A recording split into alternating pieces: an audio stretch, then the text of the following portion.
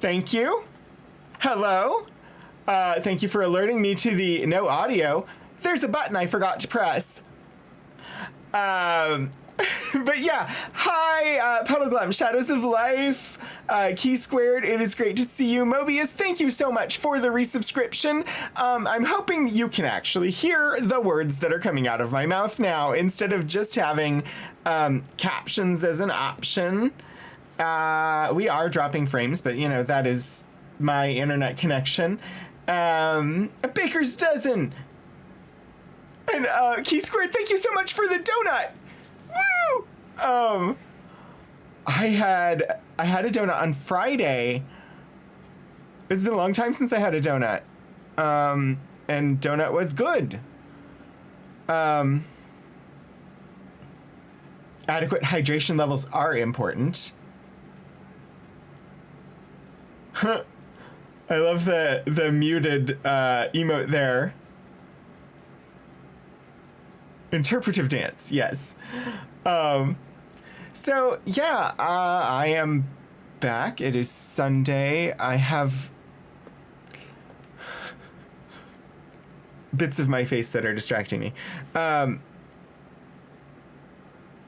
So if you were around yesterday, you know that I started that thing that's down there in the bar at the bottom, and I wasn't gonna have it active even on Sundays, but I did reach out and ask, because like way down deep in their FAQs it said only games rated teen or below when doing the charity streams, and I asked, and they were like, yeah, just do what your community normally does. So the bar will be there for Sundays as well. It just won't be there on Wednesdays, because Wednesdays are way too complicated for doing something like that. The campaign will be active. There just won't be any on-screen assets for it. And if people donate to it on Wednesdays, I won't see it on Wednesday. And you'll get thanked on Saturday. But otherwise, it's pretty low-key. My goal for the charity is 200 for the whole month. And so it's there. If you're curious, it's Starlight Children's Foundation. They provide access to games and comfortable hospital gowns for children who are sick. And so there should be a thing. If you want to know more about them, does that not working? Why is that not working?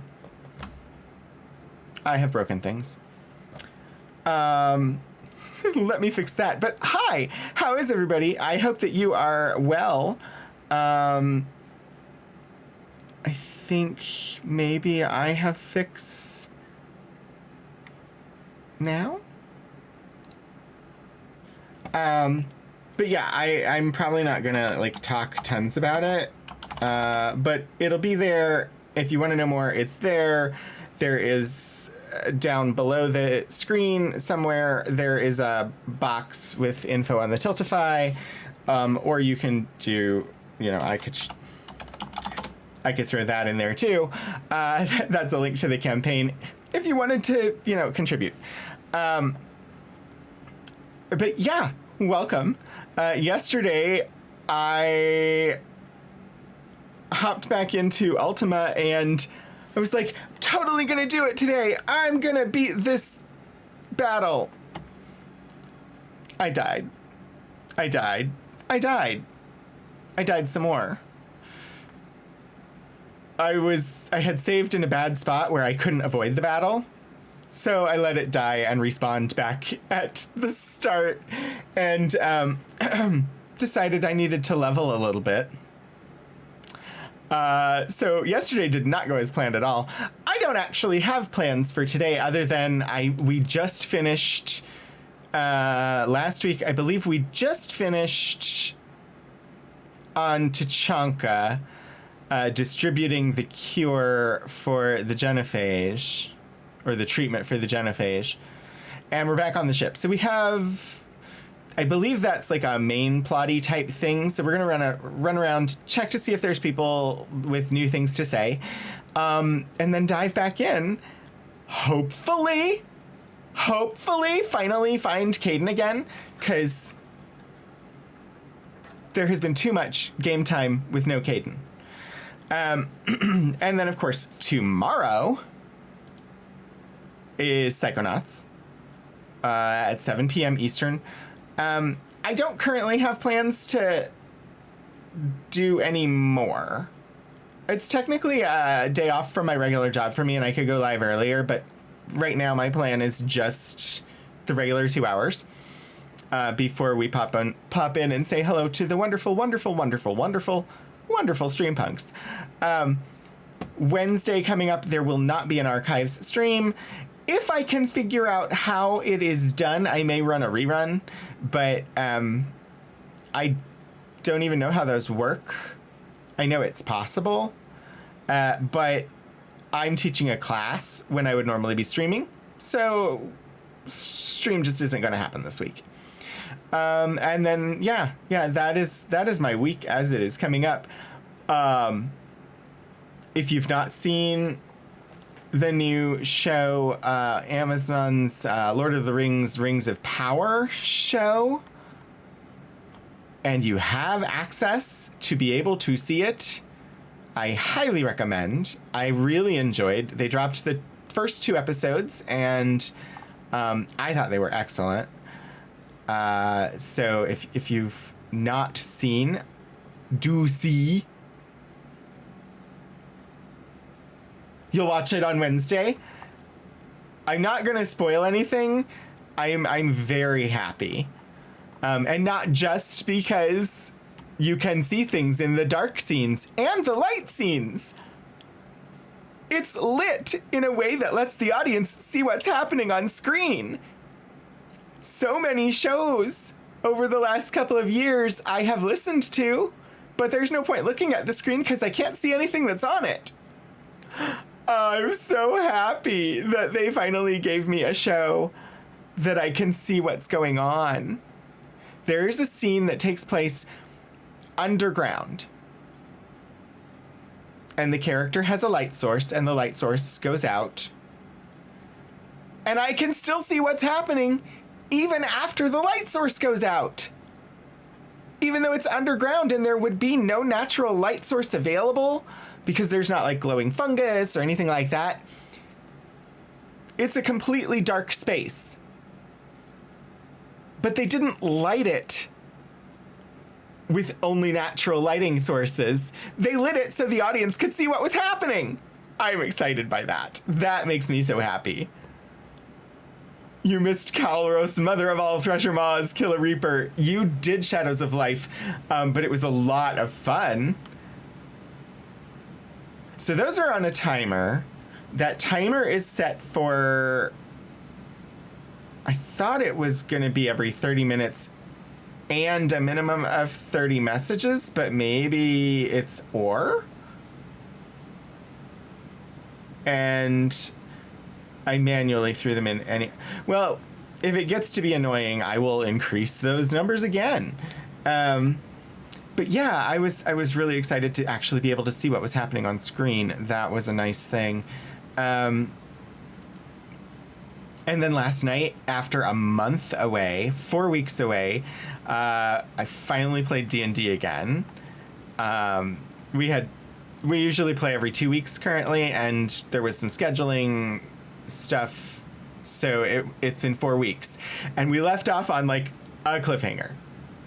We had just left the 10 towns, trying to rush to a place where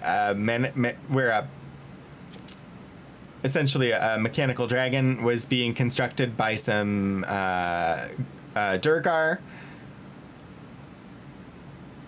And as we left town, we saw the dragon in the distance already flying toward the towns.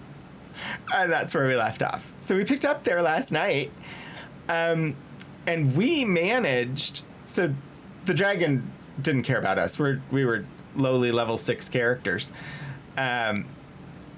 We weren't able to stop it in mid-flight and have it pay attention to us. It continued on to the first of the 10 towns and began ravaging the town.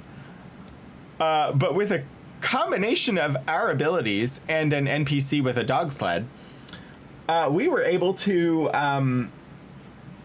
Hi, Lord Portico. We were able to keep up with the dragon. So we got to the town shortly after it did and began fighting, but nobody had like the fly spell or anything. The dragon wasn't interested in landing. So most of the party couldn't reach the dragon. But I'm playing fairy. I have wings and I can fly, and I'm a fighter. A Rune Knight fighter. So I just flew up and started attacking the dragon. It flies much faster than I could, and so it was still ignoring me. So it was flying passes around the town, and whenever it came near me, I would start stabbing. While the others were taking care of Durgar on the ground.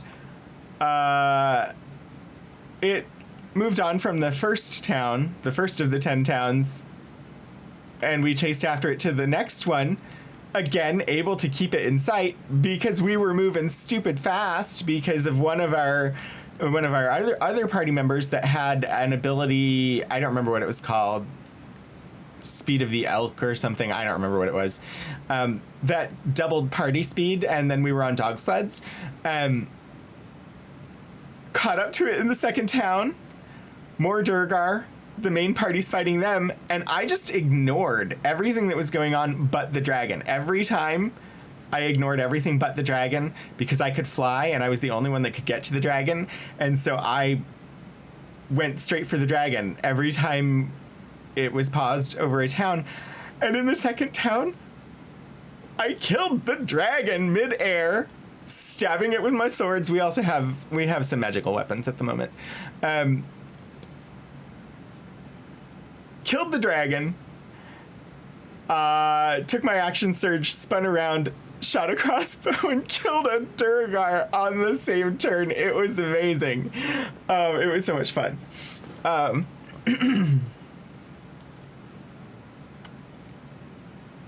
Oh gosh, Shadows. Doing a social with a non-social character is difficult. Yeah, it was a lot. It was one of the most fun moments because I don't play fighters, and I'm still struggling with the idea of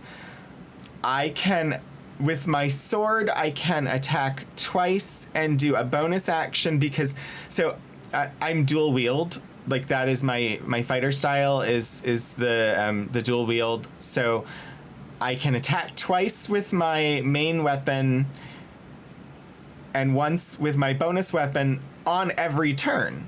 But if I use my laser rifle or my crossbow, I can only attack once, and I don't get the offhand bonus action.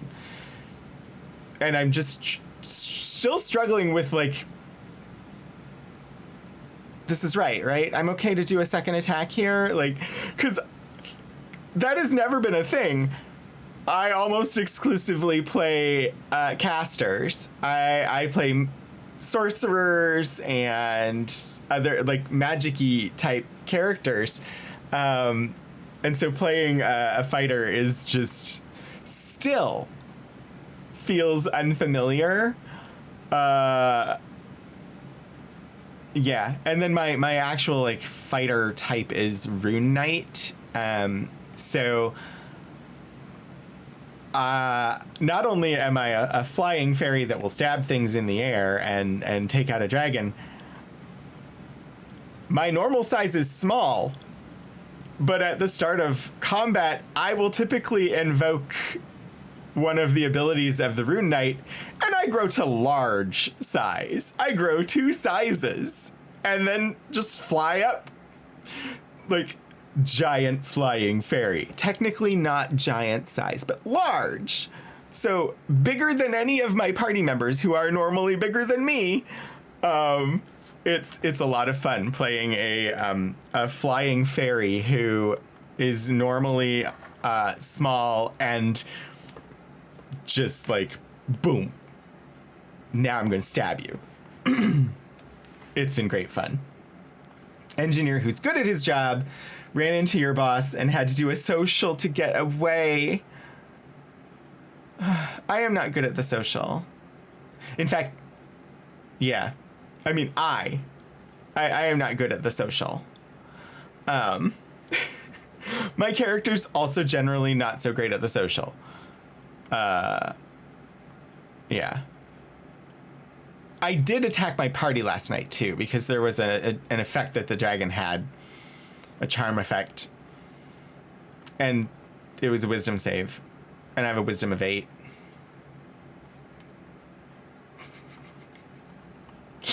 And I rolled... I think my first roll on the wisdom save was like a 10. And I have a -1 and a +1 on my wisdom. I don't remember where the +1 comes from. I still have to dig into that. So it was a 10. Didn't succeed. Then I rolled a 9. Then I rolled a 3 and a 2. And then finally, with the help of a bardic inspiration, rolled a 19 and succeeded on the wisdom save and stopped attacking my party. Yes, the donut replicators are important.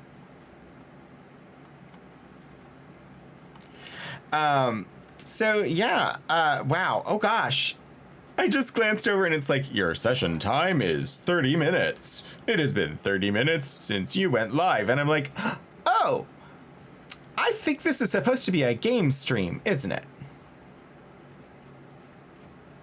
I suppose maybe I should actually have like the game at some point. Does that seem to make sense? Hi, Iron Trout. How are you today?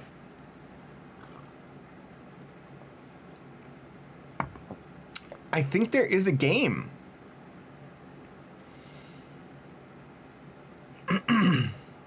Indeed, we were, but we have been playing Mass Effect 3 since the start of stream. We've just been waiting for the loading screen to finish.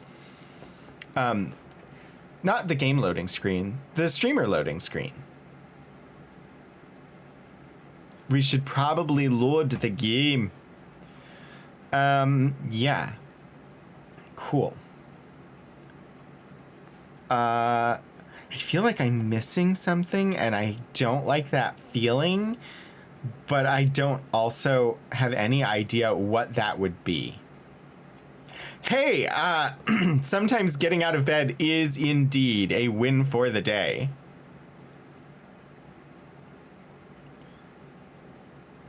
The big, oh God, Portico, we did just finish that big musical number in the tower. Hi, dearie, how are you today? In fact, I referenced that in the tweet announcing the stream. It was epic. Morden Solus. I'm hopeful, like, of course, as soon as I say I'm gonna switch over to the game screen, my bitrate starts going wonky and I start getting a flashing alert telling me that frames are dropping. This is normal. Thank you to my internet service preventer. I've seen installation of additional hardware going on in my own building. Still, no date as to when the competing internet service provider will begin providing service to my address. I'm frustrated. Anyway, yes. Oh gosh, you updated the command and it mentions it as an internet service preventer graphic. Unless it's said that for a while, I don't remember. Okay, let's do this. Mass Effect 3. I would love to move. We can't afford to live anywhere else because the cost of living in every other apartment in the area has skyrocketed. And the cost of buying a house is something that we will never achieve in our lifetime, thanks to student loans. But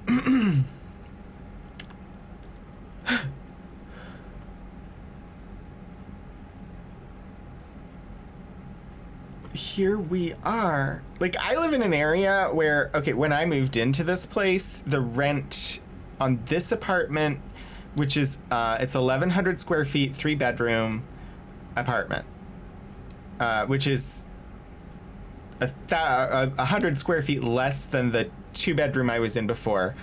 And this apartment was like $750 a month when we moved in. It has increased over time. We're paying more than that now, but all of the other apartments in the area, even the ones that I know are run by slumlords, are over $1,000 a month for less space than this.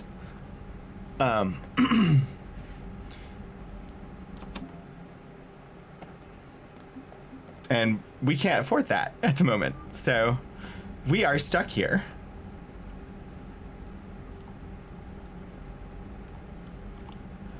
Okay, yeah, we just finished the whole big musical number with Morden on Tachanka. We sent the cure for the Genophage out to the Krogan. Where are the... Aren't there usually people to talk to in this room? I don't see them.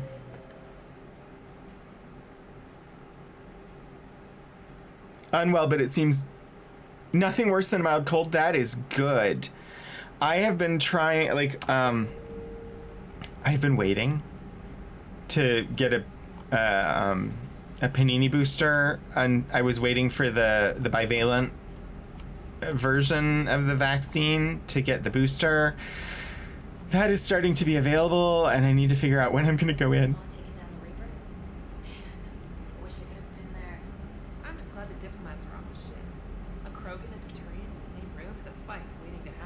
Who are you talking to? Oh, across the thing.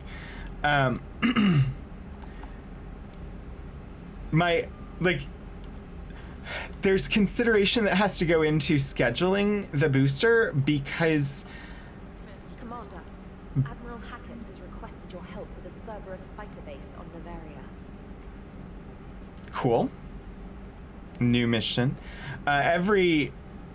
The first 2 shots and the first booster all knocked me flat for a day. So I need to prepare for that to happen with this booster as well. I need to get it and have nothing to do the next day. And that is hard to find in my schedule. Puddleglum, you just said exactly the same thing. Yeah. Like, I would love to do it like tomorrow. Tomorrow would be a great day to do it. I don't have work. I could go in, I could do. But I have too much that has to get done on Tuesday at work that I cannot be out of it on Tuesday because I'm teaching a class on Wednesday and I have not done any prep for that class yet because I was working on an exhibit about therapy dogs that we had a big opening event for on Friday. So like there's too much that I must accomplish for me to be knocked flat for a day. I might look after stream and see if it's possible for me just to pop in and get it this afternoon and be like out of it tomorrow.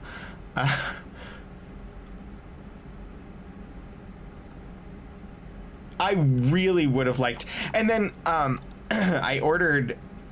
The Turians have given us top-level access to their combat data. Their ships are already moving in to help the Alliance fleet. Nice. You actually secured a Krogan-Turian alliance. It's one thing to hear about Commander Shepard. It's another to see him in action. So I've been wearing KN95s just regularly because they have the ear loops and it's just easier on an everyday basis. But for teaching a class in a room that has a capacity of 16 and the class is 13, I want a full-on N95 mask, and so I ordered some. They were supposed to be delivered yesterday. And when they transferred from UPS to the USPS, the certainty of their date of delivery suddenly became quantum. They were not delivered yesterday because the US Postal Service can't deliver on time anything at this point. So tentatively, they'll be here Tuesday for my class that is being taught on Wednesday, but the Postal Service tends to not like to leave packages. So there's a chance that I come home to a door tag and they didn't even try to deliver it, in which case I will have to find time Wednesday morning when I have an eye doctor appointment to also swing by the post office to pick up the package so that I can have the mask that I need to wear Wednesday afternoon. It's frustrating and problematic, but we'll figure it out. One of your preparations, it's definitely going to be... Rykar, hello and welcome! Thank you for the 1,000 corgi bits.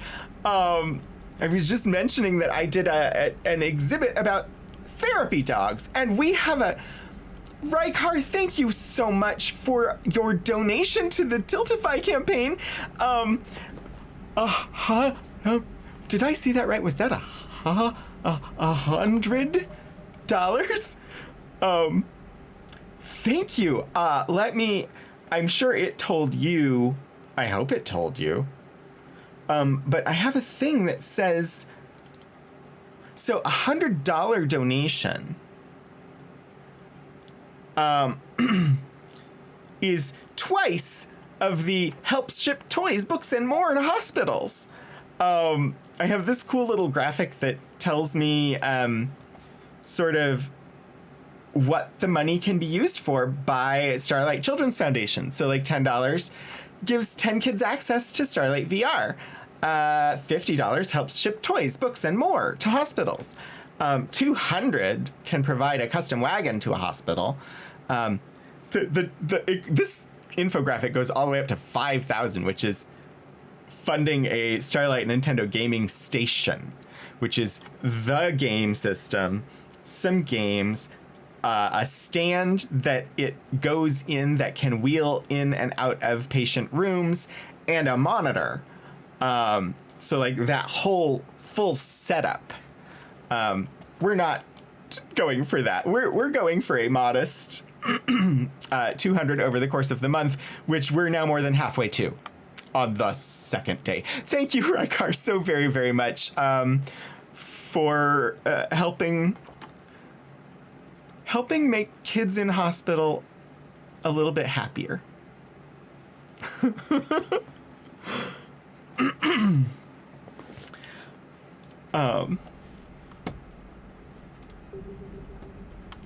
Commander? So, not a whole lot from her. Do we even have a new mail? We do. We've got new messages. That means that there's probably some new conversation options. Your regrettable decision. From Dalatros Linron. Commander, I am deeply disappointed by your actions on Tuchanka. As I thought I made clear during the genophage, or curing the genophage will have long-term consequences. I don't remember what the Dalatros sounds like, but right now she's condescending. Once the Reaper threat has passed, our combined forces will be so depleted that no race in the galaxy will be capable of stopping a resurgent Krogan. Moreover, the Krogan will undoubtedly seek revenge for the genophage, and the Solarian Union will be among their first targets. When that day comes, Commander, the blood of my people will be on your hands. I'm ashamed to also learn that our own scientist sacrificed his life carrying out your orders. This is a dark day not only for my people, but all of galactic civilization. Dalatros Linron, Solarian Union. Stephen Joyce! Hello! Thank you so much for your gifted sub. Deary, welcome to the Rogues Gallery. Enjoy your new emotes. Hi, Stephen. How was the Cult of Tiny Hats doing?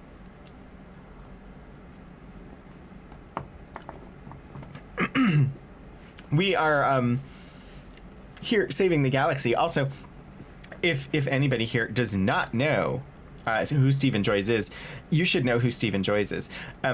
Stephen Joyce is a spectacular streamer who honestly is a role model. So yeah, you should definitely follow Stephen if you don't already. So many people know. I actually figured out what was blocking me from seeing the entry for the raffles, and I entered 2 of your raffles today. I didn't get picked, but I figured out what the problem was. I had forgotten that I installed a Chrome extension called Disable Twitch Extensions. And that you have to I was having to specifically grant permissions to specific Twitch extensions in order to use them.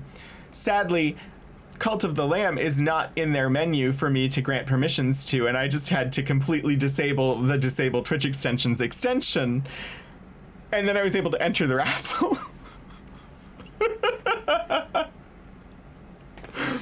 I didn't remember I had it installed. I think there was something at one point in time where, I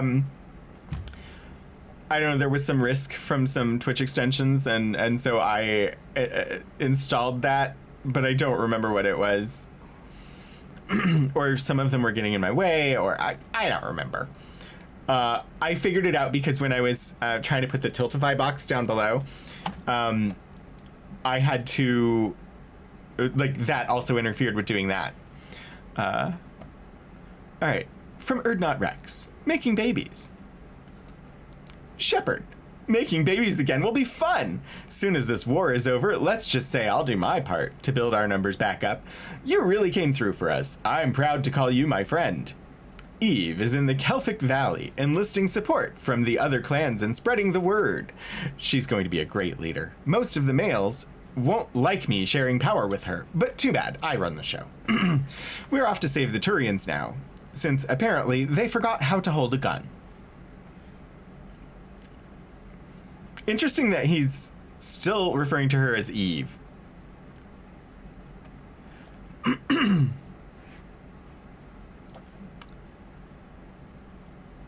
Impressive work from General Corinthus, Commander Shepard. When you first arrived on Minai, I had a hard time seeing how you flying off with one of our best generals would benefit our fight against the Reapers. However, as I now watch Turian and Krogan fighters working together to take down a Reaper destroyer, I must admit I am impressed. You've brokered an alliance that many thought impossible. Palaven might be saved after all. With great respect, General Corinthus, Minae Command. I like getting mail in-game.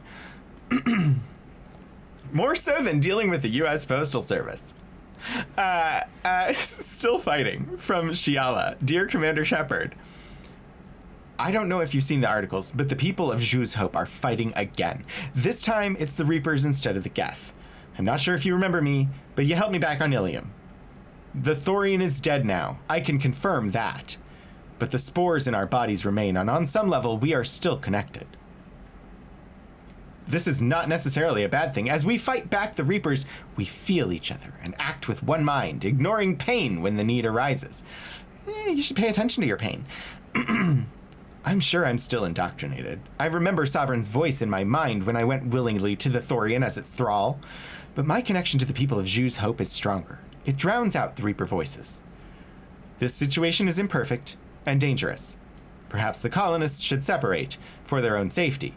But with one mind, the untrained fight with the skill of veteran commandos. Our force is strong. I have not forgotten how you helped us, how you spared me. We are leaving Pharos soon, and when the time comes, we will fight with you. Shiala. Yay! I love the Rainbird emote. Those emotes, incidentally, those came from... oh, now my brain is gonna... going to not help me. One moment. Hold, please. Time to sing The Girl from Ipanema. while I remember the name. Birdism. Those emotes are from Birdism, who has their own streaming channel now. And they were just in the Etsy shop for a couple dollars. You could buy them and use them. And I wanted bird emotes, and I love Birdism's art. So I bought the emote pack that included the rights to use them on Twitch, and popped a couple in there. That one, the Rainbird emote is specifically Cody the Lovebird. ANN alert. New article on Reaper.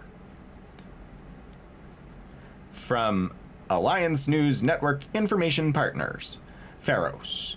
A group of colonists on Pharos have mounted a defensive against arriving Reaper forces, holding them back long enough for the civilians from nearby colonies to escape.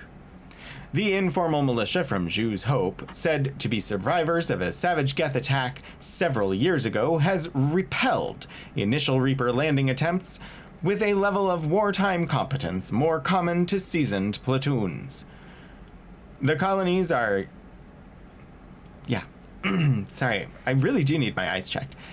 The colonies are using improvised weapons as well as supplies salvaged from a defunct Exogeny facility. This colony is our home, colony spokesperson Elizabeth Bainham said. We've survived worse, and we know how to fight together.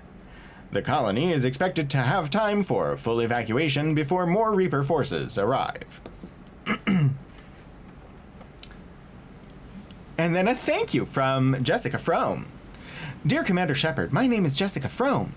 You saved my life on Benning. I've lost so many friends in all this, but I find hope in the idea that their memory lives on in me. I know I'm just one woman, but I wanted to let you know you're making a real difference. Bless you, Commander. Jessica Frome. It's amazing how grateful everybody is, considering that most of our time in game has been spent flying around, looking at all the pretty planets and reading about them.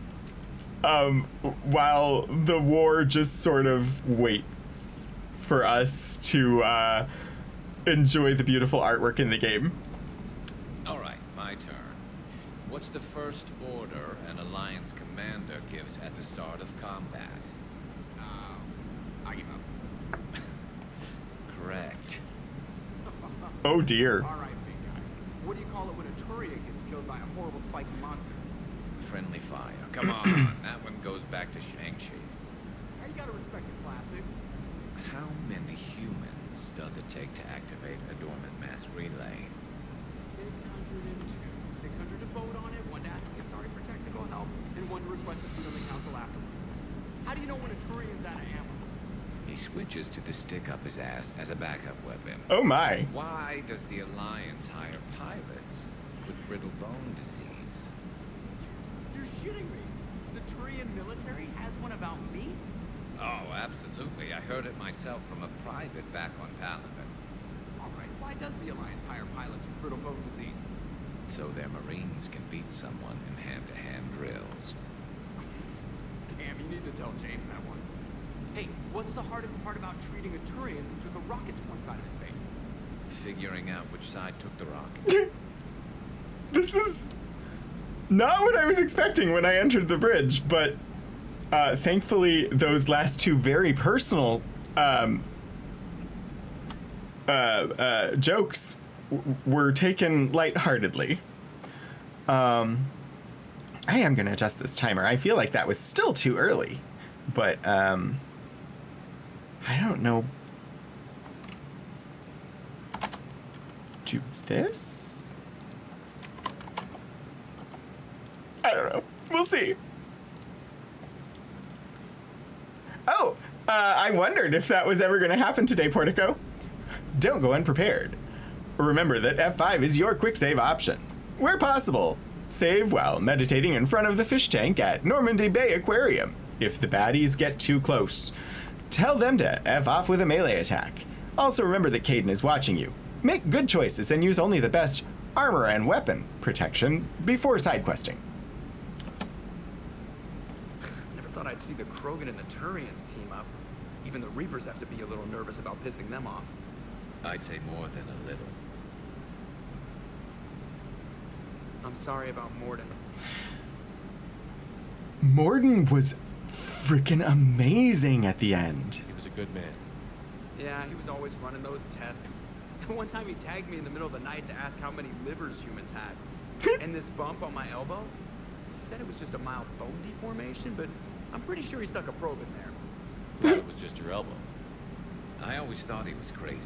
Useful, but crazy. Didn't give Yeah. him life. Prefer not to use the Save C word, Krogan. thanks. Doesn't do much to disprove the crazy theory, huh?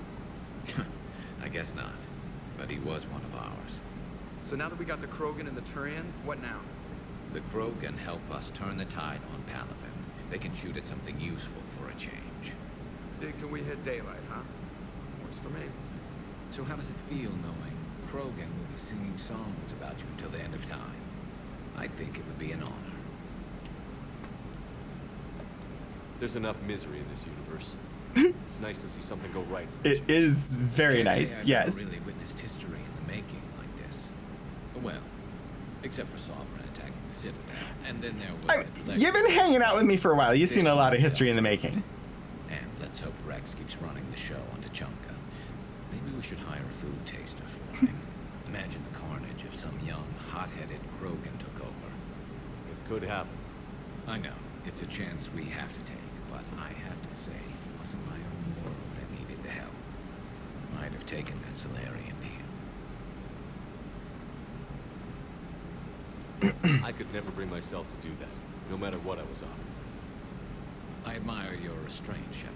It's nice when we can save the galaxy without destroying another race along the way. It is indeed. Let's hope our luck holds. It's even nice when we can save it before bedtime. Although I don't think there are actually any Powerpuff Girls in this universe, but I wonder where all the Krogan will live now. I've never seen what you'd call a house on Tuchanka. I wonder where all the Krogan will live now. I've never seen what you'd call a house on Tuchanka. So we're Prothean. A real live Prothean. As we are stopped bouncing yet? I'm guessing there may have been some bouncing. Commander? Commander? there are if we believe hard enough. That's a thing I've not checked. Gosh, it just occurred to me. I really enjoyed the Powerpuff Girls, like as a show. And when it was on and when I was like in the space where like, okay, back when eBay was new, I actually bought a number of Bubbles related items off of eBay. But I've never looked to see if there are Powerpuff video games. There have to be. There have to be. I'm gonna have to look for some. Just so that I have the chance to experience them. A team of 3 calling themselves Powerpuff Girls. In the Star Wars TTRPG game that I play with people on Wednesday, we're essentially Gem and the Holograms at this point.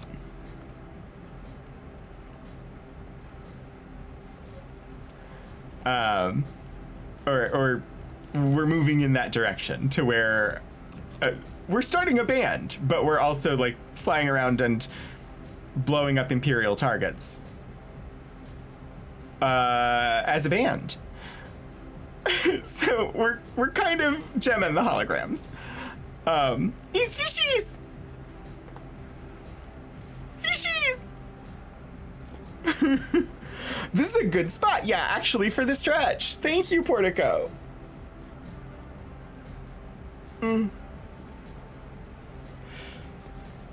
Also, I did finally take the plunge on... If you remember, my prior coffee goal was to to raise enough money to replace this desk with one that won't hurt my back quite so much, won't hurt my knees quite so much, because it will be this one. The main problem is that there's a drawer, and I can't get high enough to be ergonomically correct with the desktop without like digging into my thighs. And so when we hit that goal, it was like, okay, I need to actually order this desk. But then I hesitated because it was like, did I really put enough research into which desk I should be getting? And so then I've been spending time trying to figure out which desk I actually should get. And I finally decided on one, and I ordered it last night. So I think it's supposed to arrive this coming Friday. And then I have to have time to put it together, and then time to move my entire setup to the new desk. But we're making progress.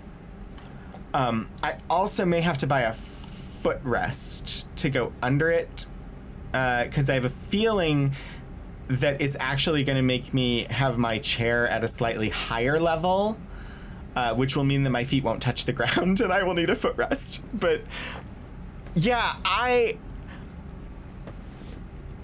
it took me a while on monitors. Basically, every time I want to buy something for an upgrade for what I'm doing, I hesitate. I'm like, I don't feel like I know enough. Is this a good option? Is this gonna work in my space? Is this gonna cause problems? I read all the forums, I read every single review that's been published, and then I still don't know. And I hesitate, and I was like, no, I just need to do it. So I finally got one.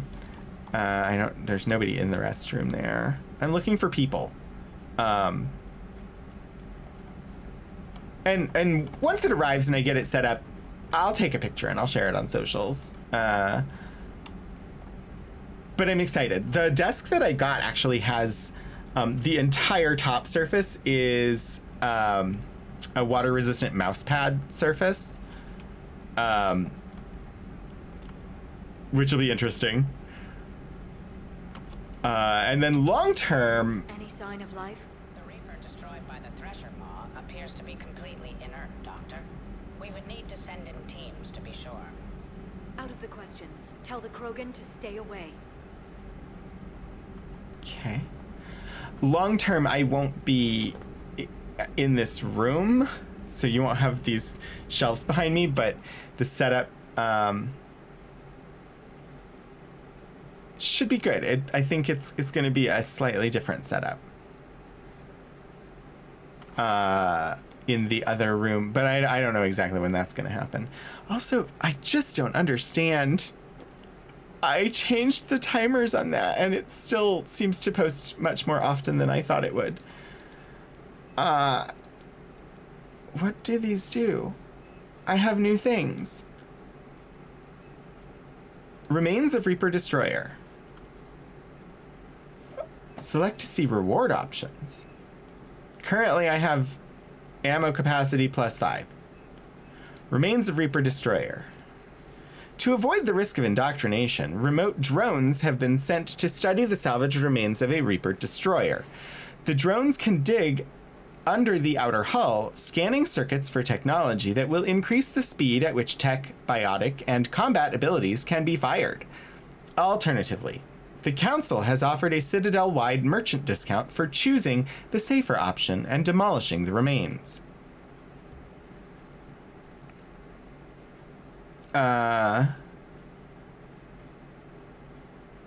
That would be good, increasing how often I can use biotics. Intel from Battle Arcturus, telemetry captured from Arcturus Station, shows just how quickly Reapers poured in from the relay and tore through Alliance fleets. VIs can analyze hostile fire in the data collected to increase weapon damage. They can also spend processing power looking for ways to improve shielding against Reaper weapons. This field kit can be used for a one-time upgrade to a variety of weapons to increase ammo capacity or the potential damage dealt. Schematics have been scanned into the Normandy's onboard computers. Am I able to do all of these or just one? Let's find out. I definitely want power cooldown bonus. I think I can do all of these. Scan the remains for nation. Got it. Okay. Yeah. Power cooldown. Sweet. I have figured out how this screen works. All right. Do I want weapon damage +5 or shields +5? I feel like I want weapon damage. I have not been feeling like shields have been an issue.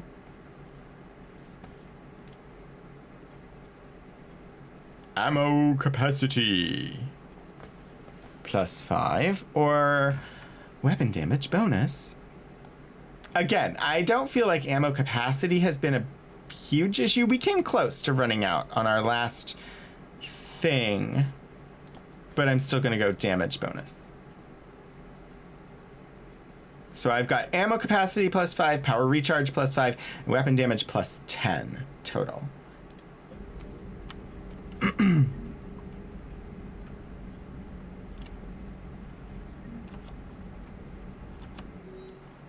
More notes. Audio log. Grunt addresses new Aralac company recruits. Aralac company recruits. Recruit. Still don't understand why they put a tank-grown freak in charge of a whole company. Grunt. And I don't understand why they gave me whining pyjacks for soldiers. I have more years on the battlefield than you have kills, Runt. Trying to mate with Solarian females doesn't count as fighting. No one talks to... Someone help him up. We move in an hour. That is definitely not the right voice for Grunt, but that is the voice that came out of my mouth. Email from Dr. Taloke to Admiral Hackett. Security almost opened fire on the Rachni when their ships pulled up to the Crucible, Admiral. I had to invoke your name before they... more than once before they let... Wow. I had to invoke your name more than once before they were let on board. They're following instructions, but my God, do I have to tell you how nervous everyone on the project is to see Rachni strutting down the halls? They almost gave Professor Lau a fit. I'll let you know how our next staff meeting goes, Dr. Taloke. It's nice to have the Rachni back as long as I don't have to look at them. 'Cause spiders. Why are there spiders in every game? Like, I'm excited to try Cult of the Lamb at some point, but, like, I wonder. It's a fairly simple game. What I want is a mod that will turn the spiders into something else so that they're not spiders. That is what I most wish for. Mass relay traffic reports. Increase or decrease in recent relay traffic. Yeah, this is the conversation we were having yesterday. Cheap, easy to access, and roughly common scariness. Like, I understand why there are spiders in every game.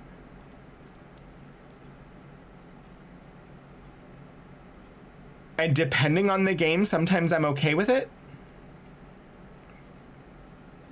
But I never know until I see the game how much they're going to bother me. And, like, when Twitch put out animal-based emotes as rewards for hype trains, one of those is a spider. And I had to block it on the channel because I can't look at that emote. It's too realistic. Anyway, Widow, 95% increase. Omega 2, 65% increase. Tasale, 32% increase. Signhand, 43% decrease. Pelion, 12% decrease. Charon, unavailable. Shang-Chi Theta, unavailable.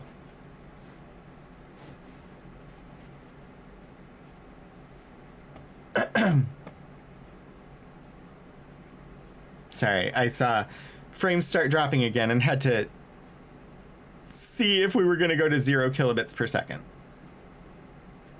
We're down to 60. I'm surprised. There's got to be buffering at this point, hasn't there?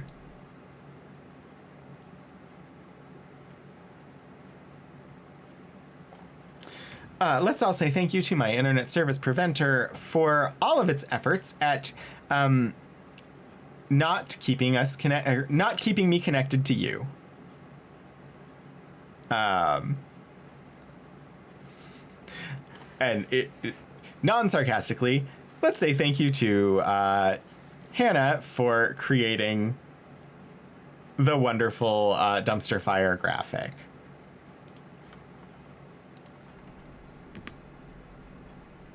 All right, I think we've stabilized again. Prothean Notes, 2186, Entry 1. The things this Prothean must have seen. If they had the technology to preserve someone for over 50,000 years, no wonder they were capable of building things like the device on Mars. I must give him time to get his bearings.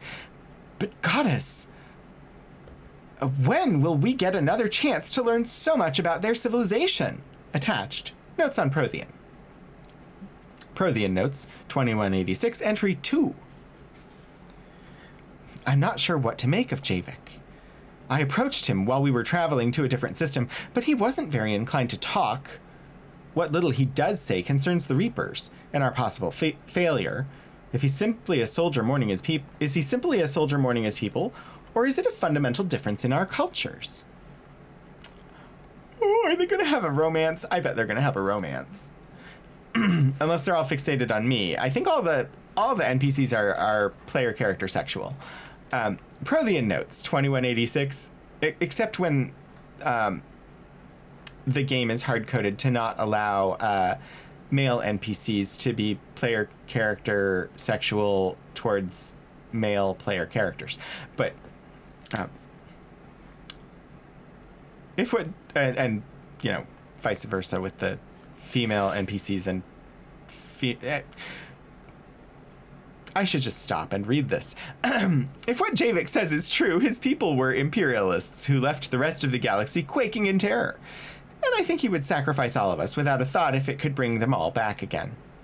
I reviewed my old notes today. They're so childish. Did we romanticize the Protheans because we were dazzled by the technology they left behind? Are these really the people I dedicated my life to studying?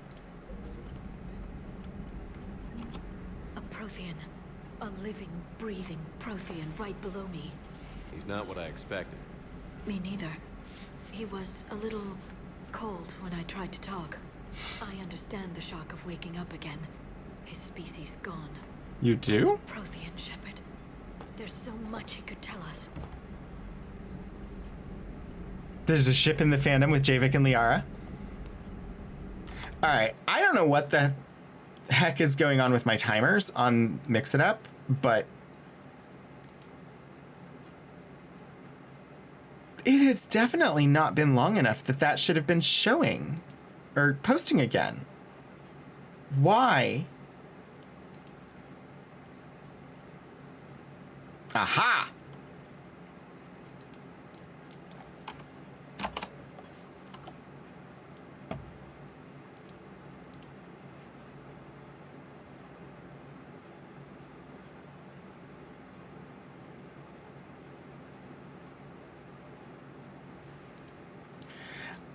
I may have found the problem.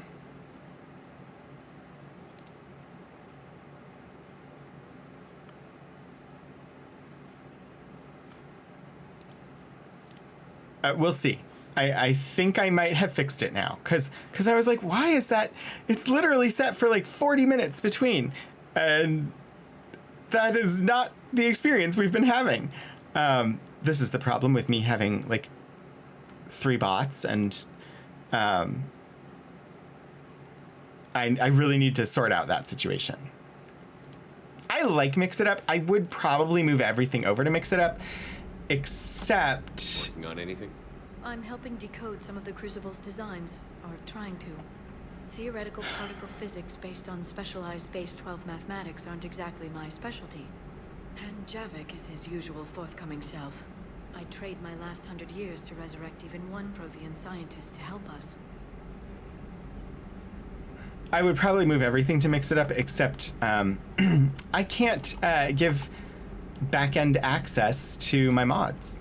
The genophage cured. The Krogan have no reason to hold back now, do they?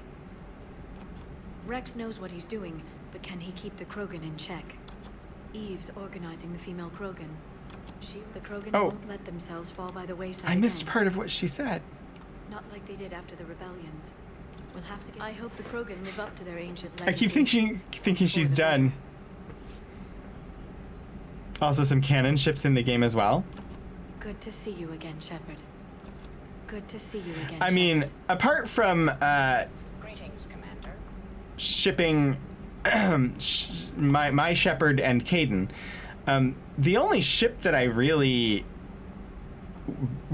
want to make sure or wish that I could cause to happen is James and Cortez. I'm glad to see we have Garrus back. I wanted to help with his scars, but I think he actually likes them. Feeling okay, Commander? Feeling okay, Commander? It's good to have Dr. Chakwas on the ship. Hello, Eve. I haven't seen Edie. Why did I call her Eve? I haven't seen you down here in a while. What do you know? I am uploading data on the destroyed Reaper to the Turians. They are investigating possible Reaper structural weakness. Our data says Reaper capital ships such as Sovereign are of unique design. However, smaller Reaper destroyers bear similarities. That one was small. Relatively, yes. Ground attack ships are only 160 meters in height. Sovereign was approximately 2 kilometers. Okay, yeah. Well, keep talking to the Turians. If there's a chink in the Reaper's armor, we all need to know it. Hello, Shepard. Hello, Shepard.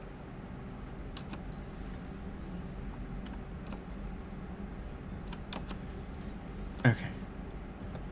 I don't see why Garrus would be here. Garrus was up on the bridge, but we'll open the door anyway.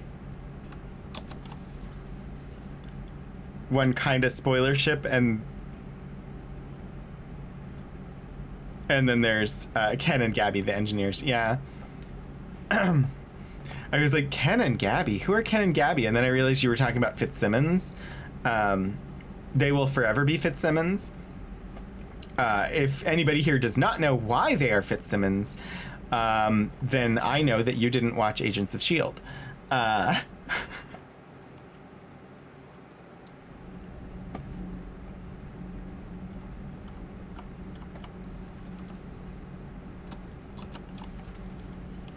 Let's see. Hello there, Javik.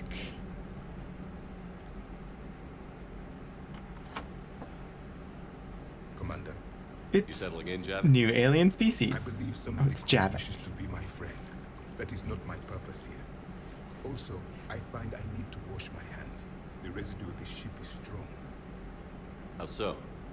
I have been exploring. There are traces of those who lived on the Normandy before. I detected a human female. Her genetic structure was unnatural, as if artificially created. Indeed. That would be Sounds Miranda. like Miranda. And a drill. There was illness in him. Aww. Thanks. Sexy Squidward. And the Krogan who lived in these quarters. He was undergoing a metamorphosis. His memories were confused, not organic to his mind. There was great confusion and turmoil. Indeed. I still can't wrap my head around that. Reading information like you do. For my people, it was as natural as breathing. Evolution's an amazing force. Our scientists believed it was the only force in the galaxy that mattered. They called it the cosmic imperative. The strong flourished, the weak perished. The governments of your cycle seem concerned with ensuring the survival of all. Was this imperative just your scientist's opinion? Or did they prove something we don't know? The universe had already proven it. They only had to look around. And saw what exactly? Extinction is the rule of law in the cosmos, the natural order of things. The weakest species are doomed. It's the duty of the strong to protect the weak. Otherwise, we'd have anarchy. But those who had nothing to offer would be eliminated. So conflict should be a way of life? Evolution demands... Who decides who has nothing to offer? By dominating the weak. It is for the greater good of all.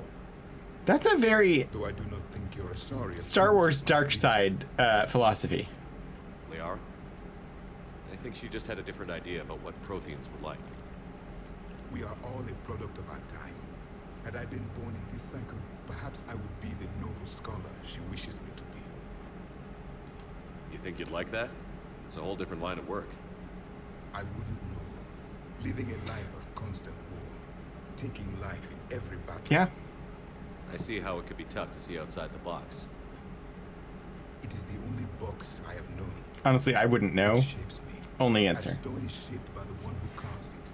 The stone has no choice in the form it will take. You and I, Commander. War is our sculptor. And we are prisoners to its design. Maybe not much longer. We win this, and we'll both be set free. I've got to break free.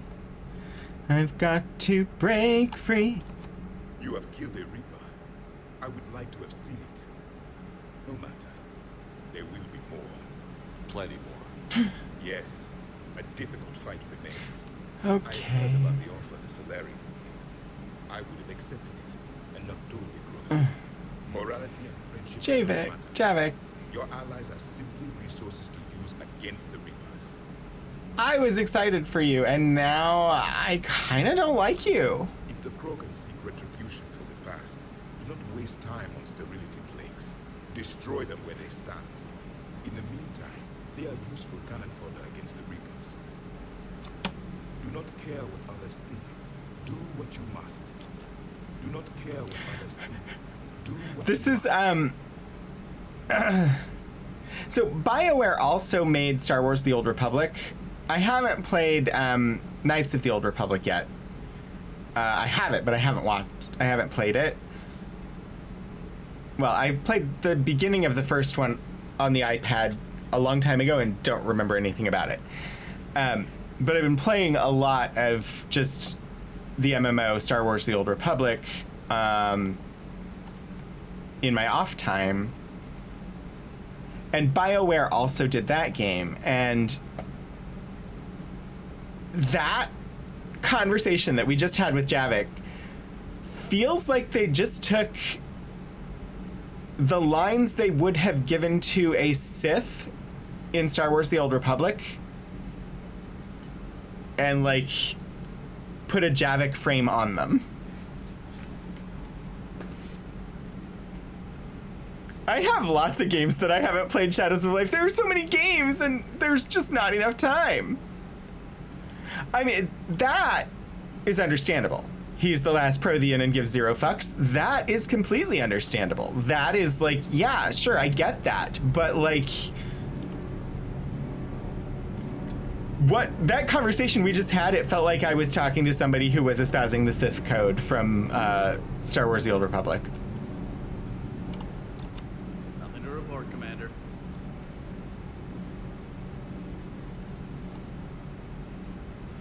We will look downstairs. I don't think there's anything down here. We already caught the hamster. And our Mass Effect 2 companions aren't here, so this is where Jack would have been, but not in this game. But also, like, when do I get Caden? Where is my Caden? Genophage here, huh? This beats the hell out of reporting on the Milgram City Council. I don't think I've heard of Milgram. Which planet is that again? Beckenstein. It's right next door to the Citadel. I'm a colony kid.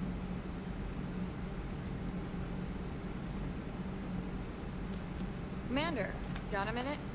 What do you want to know? You've just implemented a cure for the genophage. Millions of Krogan will start fighting the Reapers. What do you say to people who think humanity is starting another Rachni War and Krogan rebellions? What is with this camera? This is like the dirtiest camera lens in existence. Is this the quality of video that they send out over the news networks in the Mass Effect universe? Because this is really bad. Like,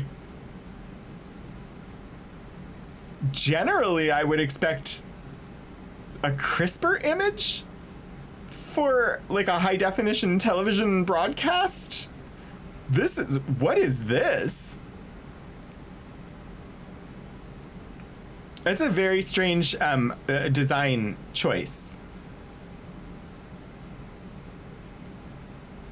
What do you say to people who think humanity is starting another Rachni War and Krogan rebellions? This is Krogan redemption, or they need us to. I wish I had a save immediately before this conversation, because based on the text on the screen, I know what I want to pick. But I have no idea what will actually come out of Shepard's mouth. He said, only bring enough equipment in one footlocker. You wanted a production studio, you needed to give her more space. Okay, yeah, but also like, so I want to say they need us too. Like, we're all in this together. Which is the Renegade option, and I have no problem with picking the Renegade option. But I don't know what he will actually say if I pick that option.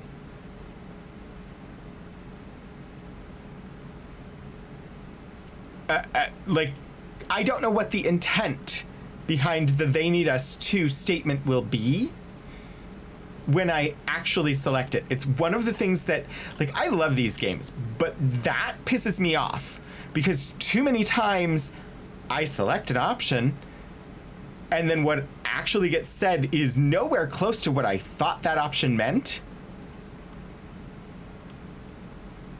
But it's been so long since I saved that I don't go back, but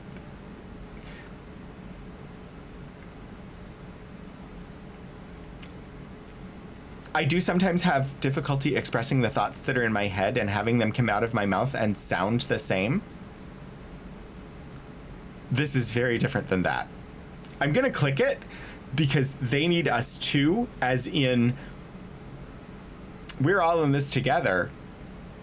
We should be caring for one another, including the Krogan and the Rachni, is the intent that I see there. I doubt that's what's actually going to happen. We all know our history, but this isn't 1400 years ago. But if the genophage is gone, what makes these Krogan different from the ones that rebelled? The Krogan have no warships. If the Reapers focus on them, they can be wiped out. Combining their infantry with the Turian fleet is a huge Amazingly, and both parties know. kind of what I thought it was going to be. That Clan Urdnot is already petitioning the Council for an embassy and rights to a colony world. And why wouldn't we give that to them? The Krogan are coming to the aid of a Council homeworld. That's more than a lot of species can say. I helped them get the genophage cured. Anything more is between the Council and the Krogan. There it is, straight from Commander Shepard. Until tomorrow, this is Diana Allers. Good night and stay strong. Okay, I'll cut that together with the rest of the segment and send it to Command for approval. You really need to clean your camera droid. Like, seriously need to clean your camera droid. Commander. Do we need to talk, Commander? Get off my ship. No. Not right now, Allers. I'm not. Let me know when we do. That was actually... She let me say what I needed to say. Her questions weren't unexpected. So... I'm okay with that. Yeah, but yeah, like, clean your shit. Where's Cortez? Must check with Cortez. Also, it's been a week and I've already forgotten which gun I'm supposed to upgrade for James. Fire on civilians like that. As twisted and insane as his logic might be, I thought the elusive man was trying to save humanity. I guess he's willing to sacrifice anyone to win. Tim only cares about himself. Just one more diagnostic suite. Commander. Commander. Thank you. Thank you, Shadows. I was like, I need to upgrade gun for James, but forgot which one. Oh, is it the Claymore? Because that's already up to 4. We have enough, I'll do it. No, not the Indra. the Claymore. But I don't know. Then there's the Phalanx thematic. What kind of weapon is this? I mean, that's a pistol. I don't remember. Scimitar, Eviscerator, Katana, Grawl, Spike Thrower. Oh, didn't we just... We got that and it looked good, but it wasn't better than the gun that he already had. But it looked really good. I think we're going to upgrade that. Because that gun looked really good. That may be the gun that James ends up taking now.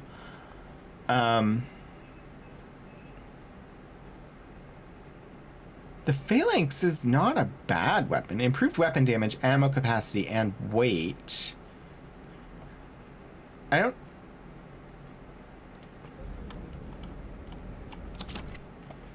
Nos Astra Sporting Goods. Buy pistol and submachine gun mods as well as armor. Ultralights. There's so much stuff to buy in this game. I can't just rely on like, buy everything! Shop now! I'm just gonna double check because I can't tell if... Yeah, and we are buffering. Buffer, buffer, buffer, buffer, buffer, buffer. Thank you so much to my internet service preventer for all that you do. Also, I have to do this layout. Okay, there we go. I was trying out a different layout, but on this computer it doesn't work. It's the one I use on Wednesdays. But okay, I think the buffer has stopped. Yeah, well, once I throw it up on screen, actually, I don't know where. If it goes on long enough, usually there's an alert in the chat. But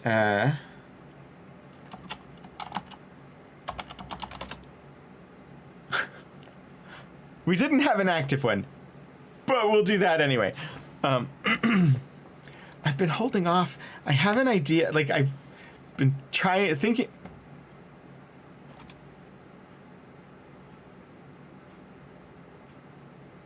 Okay, sorry. I was attempting to say sentences and words kept flowing. I think I just started 6 sentences all at once. I apologize.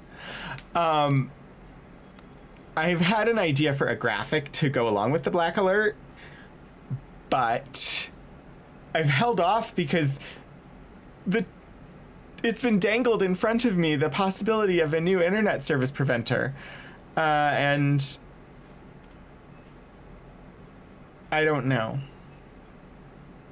I'm just hopeful that new infrastructure will address the issue and that hopefully they would offer me a higher upload bitrate, because my current internet service preventer will not provide anything higher than 10 megabits per second. What I don't know is if the infrastructure they're installing will allow for me to get a fiber plan or not. I would love to get fiber. Like, if I could get internet that wasn't at a trickle, it would make up for the fact that I only have water that's at a trickle at this address. Sniper rifle concentration mod. I'm just sort of clicking through these to see what's in the shops. I don't know that I'm going to buy any of it. I don't have enough for Metagel capacity 3.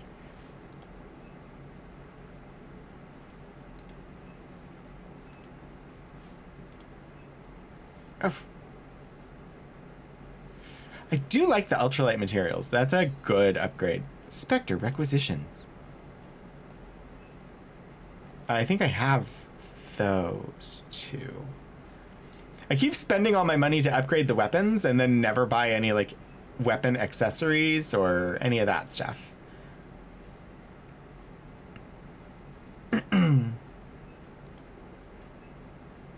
LCOS Combine Arsenal supplies. Nothing jumping out.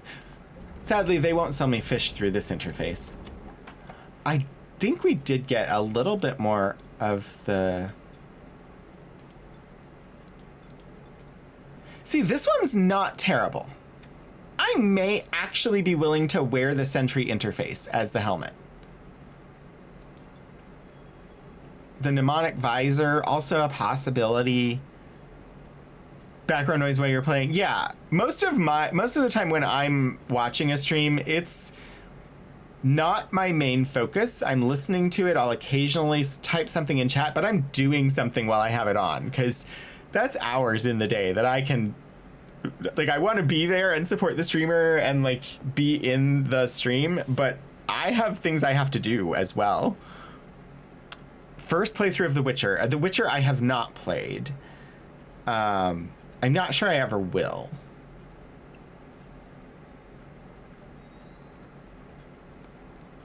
Oh, Iron Trout, that is so sweet. Thank you. I did get the inference there that you like me as a streamer. Not in Mass Effect 3. There is not a hide helmet option, which is why most of the time I just haven't had a helmet on. But this, the Sentry interface here would provide a health boost, a shield boost, power damage, and weapon damage increase over no helmet at all. And it's really minimal. You can still see my hair. You can't really see my eyes.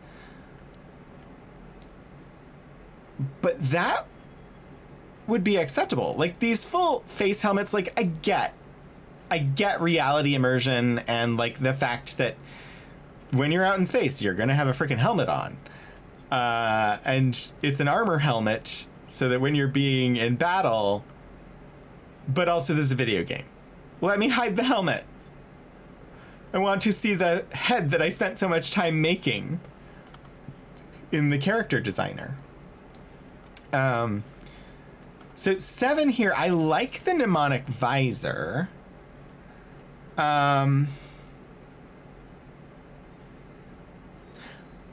It gives some power recharge, which is nice, but it's kind of big and bulky and you don't see the eyes very much. I really think the Sentry interface is the acceptable helmet for me, who would prefer to not see the helmet at all. I don't think, yeah, we don't have any new chest armor.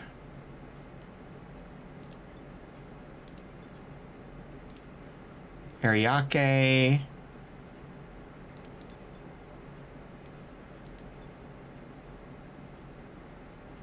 Armax. I think the Armax is new. These are kind of bigger pauldrons. Drops the health boost, increases weapon damage slightly, and adds some headshot damage. I have not been precisely aiming, so I'm not too worried about headshot damage because I haven't been going for it. So I think the N7 armor shoulders stay.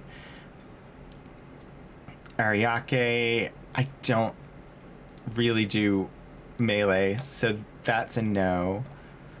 Hunkadar, Armax.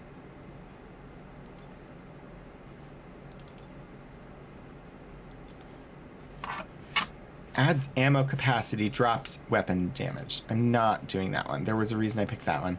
Material is fine, pattern is fine. Added a helmet. At least they didn't pull a Cyberpunk and give you a great character creator but force you to be in first person. That annoys the heck out of me. I find first person viewpoint difficult. It adds a layer of difficulty for me that I struggle with. I've never really enjoyed that as a perspective in video gaming. I don't mind watching other people do it, but if I'm playing, I would prefer third person. I mean, I enjoy playing some Destiny 2 now that I've been introduced to the game and I spent, when the Witch Queen dropped, I played a bunch of that season. I have not touched it this season because I'm focused on some other things right now. I'll play it again eventually, but it's first person. And yeah, I spent time making that character, and I never get to see the character. Except on, like, the inventory screen. And it's frustrating, but also, like, I don't have any control over that. But yeah, that is one of the things I consider when I'm buying a game. If there's an option to switch to third person, it's the first thing I do in the game. Skyrim. Every time I go back and try to play Skyrim again, I forget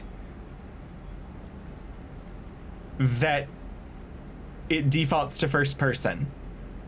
And then I have to go and look up, how do I switch it to third person? Because I never play Skyrim in first person. Parts of Tachanka reminded me of the desert back home. The lizards and worms are bigger, but, you know, the sand. I mean, that's kind of not surprising because sci-fi deserts are modeled after deserts on Earth.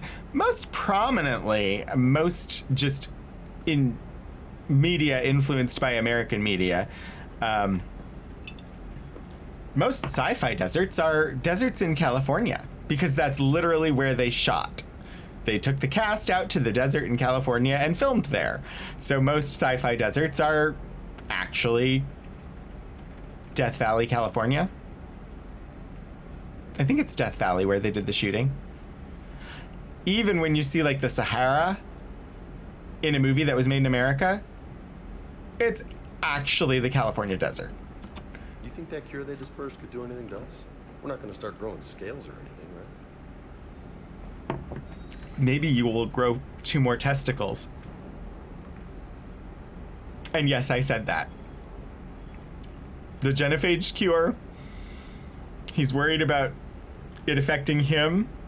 The Krogan have 4 testicles. Maybe now that we have the Krogan on board, we can go back to fighting the Reapers. I was looking at the specs on that Reaper you took out on Tachanka. That was one of the small ones? Don't get me wrong, it's still dead, but damn. There was nothing small about it. I do like James. Ready when you are. But he's not Caden. A lot of shows and things you've seen. Yeah, that looks like SoCal. Ready when you are. Oh gosh, there was one episode of I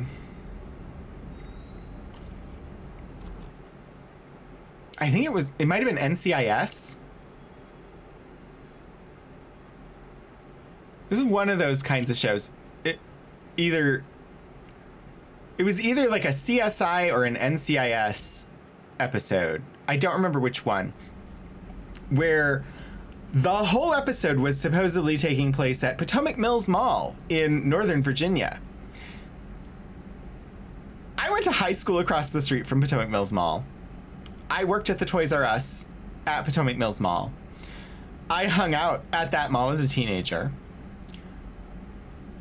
The mall in the show was a 2-story mall that looked nothing like Potomac Mills. Potomac Mills is single story. Elevation wise, it covers a height change from one end of the mall to the other of a full story. But that's at least a mile of walking to get from the high to the low part of the mall. And it's pretty gradual the whole way. The mall in the episode that they kept calling Potomac Mills was not Potomac Mills, and it bothered me the whole episode. It threw me right out of the action. I was like, you could have made up a name for this mall, and nobody would have cared. You chose a name of a mall that was near to DC because you wanted to set this near DC, but you didn't research the mall to be able to depict it properly. There are malls that looked like the one in the episode, they could have called it like Tyson's 2, Tyson's Corner Center 2, and most people wouldn't have noticed. But instead they called it Potomac Mills, and it looked nothing like Potomac Mills, which just threw me out of the episode. Oh gosh, there are 2 more missions here on Tuchanka. Actually, I should look at the mission journal instead of complaining about a TV episode that didn't work for me because the setting was called one thing and looked nothing like that place actually does in real life. I've got 4 points to spend on powers.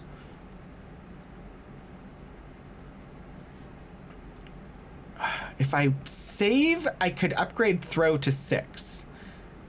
Or I could upgrade tech armor to 6. Or I could spend and upgrade warp or lift grenade. I don't even know what overload does. I barely use that. Right in the quads. Damage by 30%. Or increase the radius of combo detonations. I haven't been intentionally doing combos. I think I'm gonna go for increased damage on the warp ability. Strangely, I was much better at combos in Andromeda, but I think that's because I was using a controller instead of keyboard and mouse. New entry under the Reapers in Codex Secondary. Harvesting. Even with all the Reaper's power, harvesting every sapient species in an entire galaxy can take decades or even centuries. The most time-consuming part of the process is gathering DNA from the population. To accelerate the effort, the Reapers follow a consistent procedure. Victims who cooperate, surrender, or are captured by husks are sorted into camps. It is believed the husks possess receptors that allow them to analyze a victim's DNA through sight, smell, or touch. Victims that meet their standards are herded from the camps into processor ships. Those the husks deem insufficient are either turned into husks themselves or indoctrinated to serve as enslaved labor. The Reapers use this last option to give their victims false hope. Many captives who would otherwise fight back become docile when they see members of their own kind obey and survive. The processor ships reduce victims to a transportable liquid. Like in a slaughterhouse, the ship's design prevents victims from seeing or hearing what happens elsewhere so that they do not panic. The victims are ushered into locking pods, then rent apart and dissolved into paste that is flushed into storage vats. Oh my gosh, I did not know that this was in here. The rate of killing is phenomenal. Intelligence estimates suggest there are more than 400 processor ships on Earth, killing approximately 1.86 million humans per day.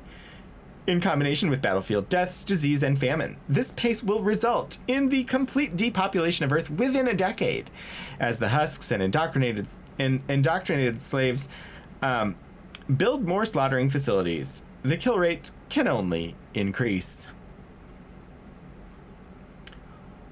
Oh dear.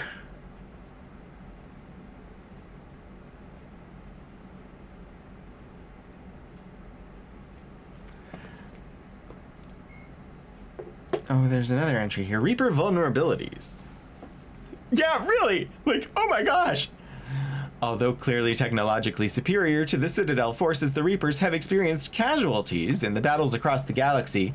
This indicates that, theoretically, with the right intelligence, weapons, and strategy, the Reapers could be defeated. Unlike the Mass Effect relays that they created, Reapers do not have quantum shields. Locking itself down at a quantum level would leave a Reaper unaware of its surroundings until the shield deactivated. Instead, Reapers rely on kinetic barriers. In the case of a Reaper capital ship, these kinetic barriers can hold off the firepower of 2 dreadnoughts simultaneously, but 3 clearly causes strain, and 4 typically results in destruction. weapons designed to maximize heat damage, such as the Thanix series, show better results against the Reapers than pure kinetic impacts. Why heat damage? Why? I prefer cold damage. And now it's telling me that I should be using heat damage. Everything always preferences fire over ice. All gaming systems assume fire. You want fire first. This makes me sad. I can't think of what game it is. There's a game that literally, as you play it and you start to learn magic. Is it Yeah. You go to a vendor to learn your first magic ability, and it doesn't really give you a choice. It gives you fire. But what the character says to you is something along the lines of, oh, you're ready to learn your first spell. I don't remember which game it is, so I don't have the exact like language or context or anything. But it's essentially, oh, you're ready to learn your first spell. What were you wanting to do? It's fire, isn't it? It's always fire. And then they teach you a fire spell. And I'm like, I don't want the fire spell. I'm not going to use the fire spell. I want the ice spells. I want to be Iceman. I want to play with... Make things colder. I don't like the hot. I want colder.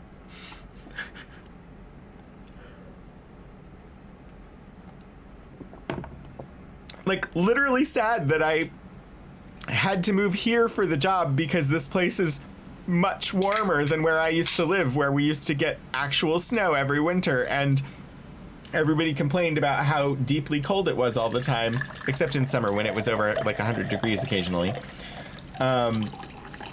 But no, I am an ice person. Also, I'm a nice person, but I said I am an ice person. Anyway. The barriers of a Reaper Destroyer are less formidable than... did I already... No, I don't know. Less formidable than those of a capital ship. It is possible for a single cruiser or many fighters to disable or demolish a destroyer if they can get within range before they are themselves destroyed. We spent too long in customer service. It's our turn to be able to have an ice day. Yes, indeed, Key Squared. The Reaper's energy sources are not infinite. For example, to land on a planet, a Reaper must substantially reduce its mass.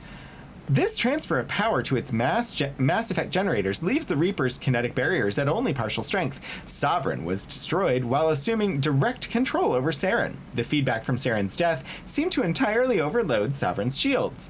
Current Reapers do not seem to suffer from this design flaw. Reaper capital ships can turn faster than Citadel dreadnoughts, but to do so, they must lower their mass to a level unacceptable in combat situations.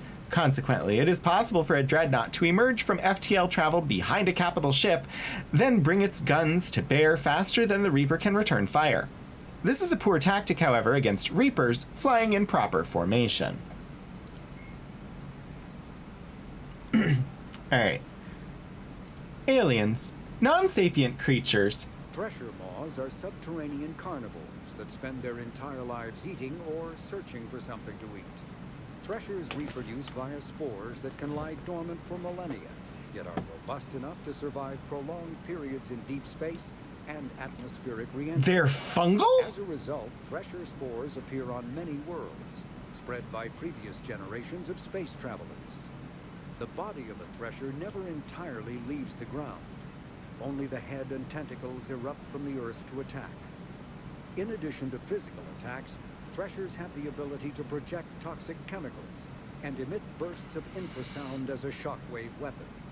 The Alliance first encountered threshers on the colony of Akuz in 2177.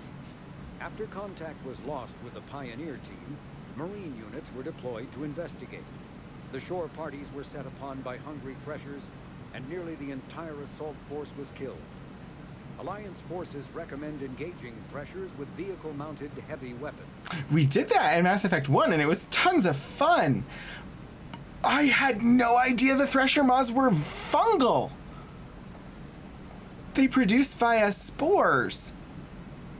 They're They look... Wow! I did not know that. That's cool. A new priority mission. The Solarian Council has concerns that Counselor Udina is a potential security risk. I mean, I could have told you that years ago. And Admiral Hackett has requested assistance with a Cerberus fighter base on Noveria. Okay. Actual question. Please no spoilers, but at the moment, my inclination is to stay here on Tuchanka and do one of the other 2 missions that is here. Will I be locked out of anything by doing so? Is there anything that I need to do before doing the other 2 missions on Tuchanka?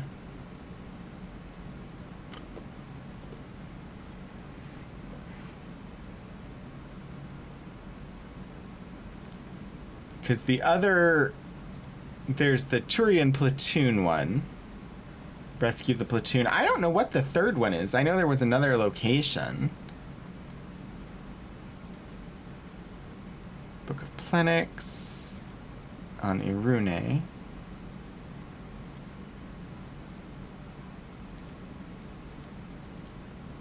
Omega Citadel. Yeah, I thought there were 2. Don't think so? Okay. I'm gonna save. And then I think it's time. This seems to be the pattern. Like, I start the stream running around and talking to all the people. And then we do some shooting.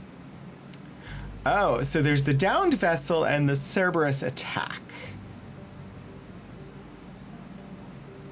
Investigate Cerberus presence. Extract Turian survivors.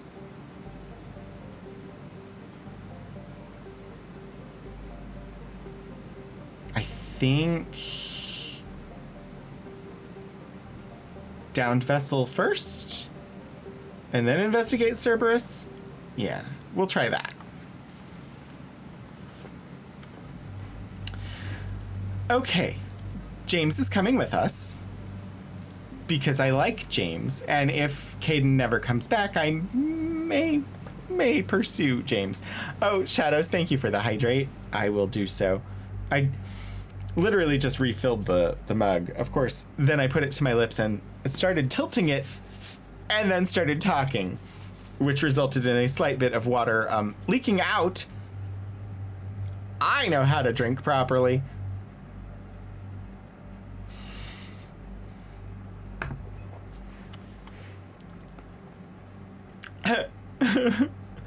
The question is, okay, I've got James. I feel like I should take Javik at some point, but we're going after Turians, right? I should take Garrus. Oh, I will stretch. Yeah, we're just about there. And I will endeavor to posturize.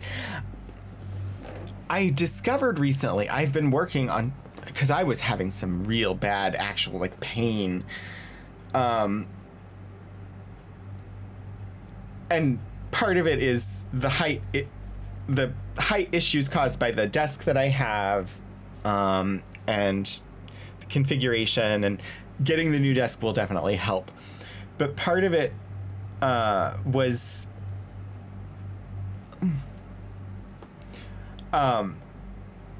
the chair comes with 2 pillows, and I was using them both. This one, the neck pillow has an elastic band that will keep it in place. I bought this chair the year before they started putting a magnet in there. But the lumbar pillow, which this chair needs because it doesn't have any lumbar adjustment otherwise, I had it just like sitting all the way down at the bottom, which after some investigation, was not the proper spot for it. I needed to raise it a couple of inches, but it doesn't have a freaking band for me to like stick it in, like keep it in place at the spot where I need it to be. Anyway, I do like the chair. The chair is good chair, but also frustrating. The Indra, one of these is like complete auto.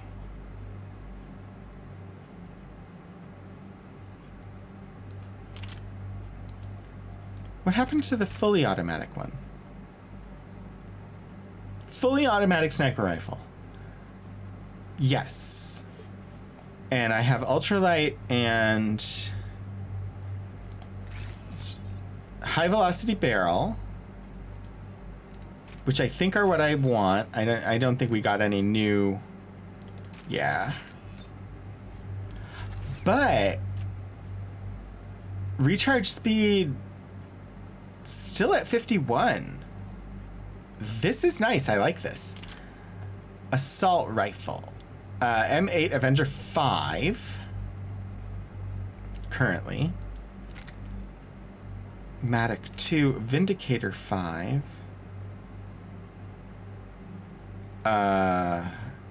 It's not better. Particle rifle. No. We'll stick with the Avenger. I don't think I'm taking a pistol.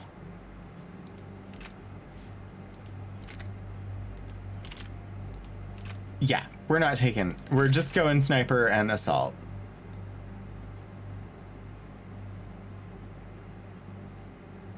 Yeah. Yeah, dearie. So, like, this came up because posture check was one of the redeems, and I was having pain and started investigating, like, how, like, what am I doing wrong ergonomically? I know about the fact that I'm slightly too high and I need to put something under my feet. But also, I know that my desk is a problem, and so getting new desk. But then I was looking at the chair itself and I was like, oh, wait. The lumbar pillow is supposed to be at that point on your back. Well, that's not where I've been putting it. I assumed it was just supposed to sit there at the bottom of the chair because they didn't provide any way for me to maintain it at a higher height. But also this chair, while being the model that they make for shorter people, was still designed for people taller than me. And I'm not super short. Anyway, James is currently using the particle rifle.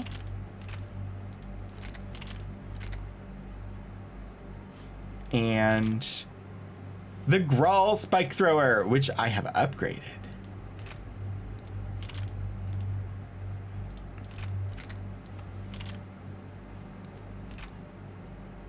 Was using the Claymore. So the Claymore is much heavier, less capacity, slower fire rate, a lot more damage.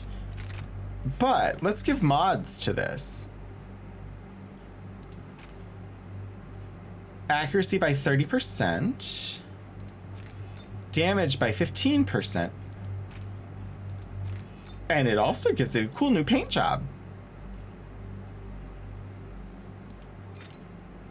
A blade. Shredder mod. Pierce at reduced damage. No, we're not doing that. Spare thermal clip. Spare extra ammo. More capacity. Yes, please. We'll do more capacity and more damage, I think. And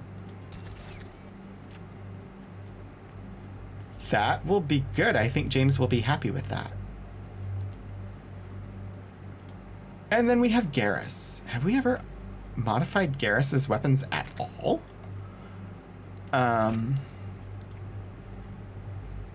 The Viper. That's the one I've been using. Mantis Indra. I don't have to worry about like their weight at all, right? Weight and power recharge, and because I can't see that, so I assume I don't have to care about it. So we're giving him an Indra.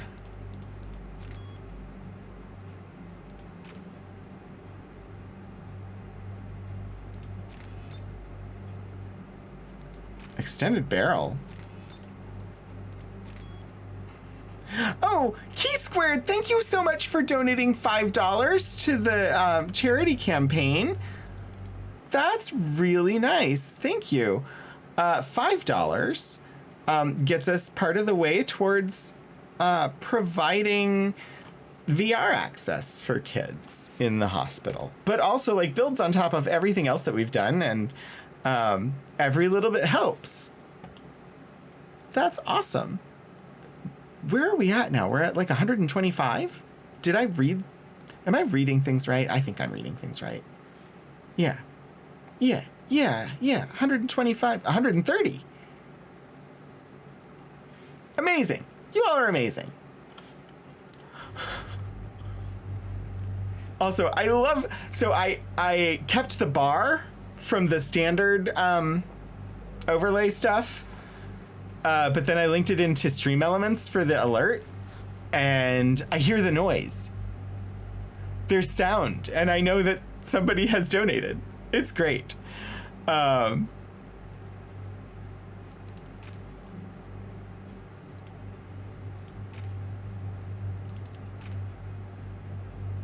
always go for like extra capacity, because like always have more ammunition. Seems like a good idea.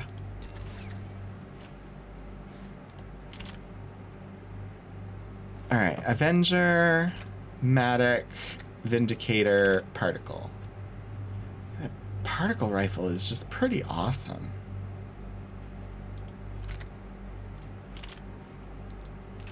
Well, let's look at the Vindicator, because we've got somebody with the particle rifle already.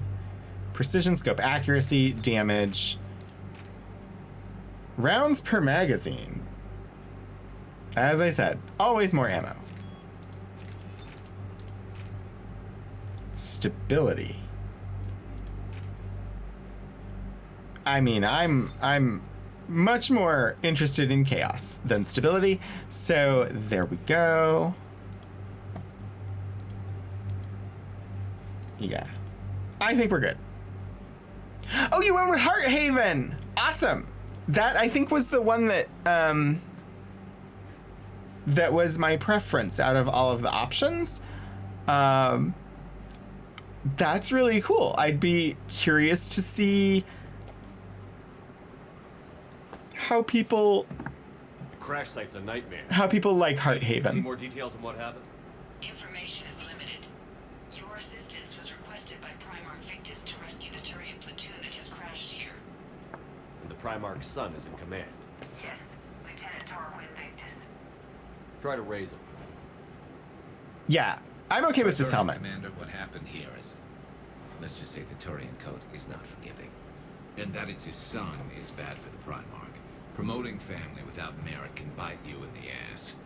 What's strange is the Primarch knows that. Commander, I have to land well back from the main crash site. That the best you can do? Yes, sir. But the Reapers seem unaware of our presence. You might get the jump on them. All right, set her down. Let's save this platoon.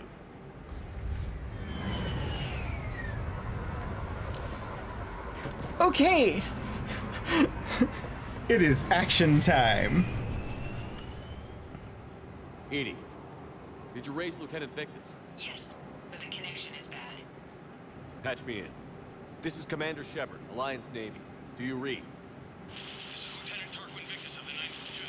We're pinned by Reaper harvesters and taking heavy casualties. Yeah, I'd be curious as it develops. If you want to keep sharing, I'd be interested. I need you to fire a flare so I can find your position. But also, you don't have to share anything because... Got it. I don't know if any of your players watch. This sounds bad. Let's move. I got a new toy. Fully automatic sniper rifle. Yes, thank you. I have wanted this for so many minutes since I heard it existed. Submachine gun magazine upgrade, I will take. That is lovely.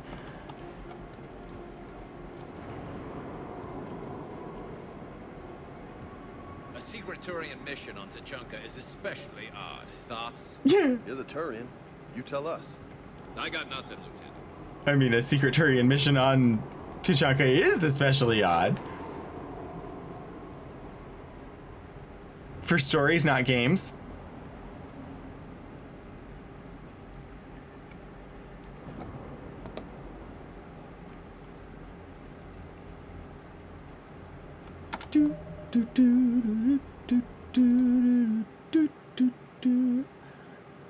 Are we still running? Because I have indications that the stream may be unstable.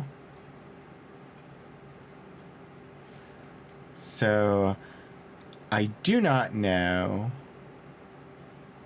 It does look like it's back from where it was. It sat at 0 kilobits per second for a little bit, according to OBS. So I was like, there was a blip. All right. It may have increased the delay between me and you, but yeah.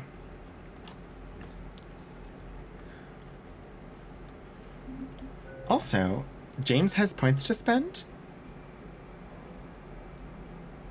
Arms Master 4. Health and shield bonus. Or big weapon damage bonus. Oh gosh. Oh gosh. Oh geez. Oh geez. Oh, I love, those are both humongous. What comes up after? Power, shield recharge, squad mate health and shields, weapon damage it is.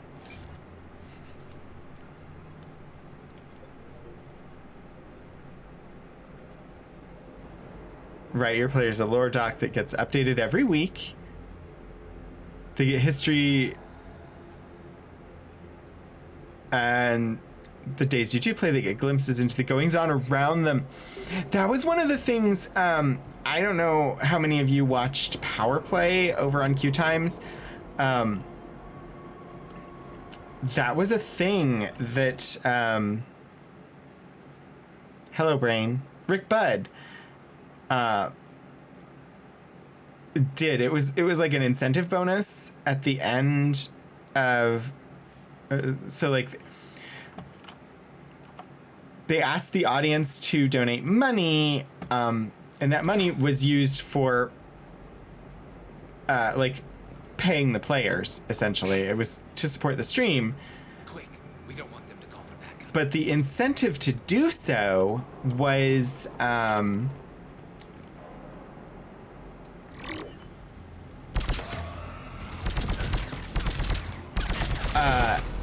the incentive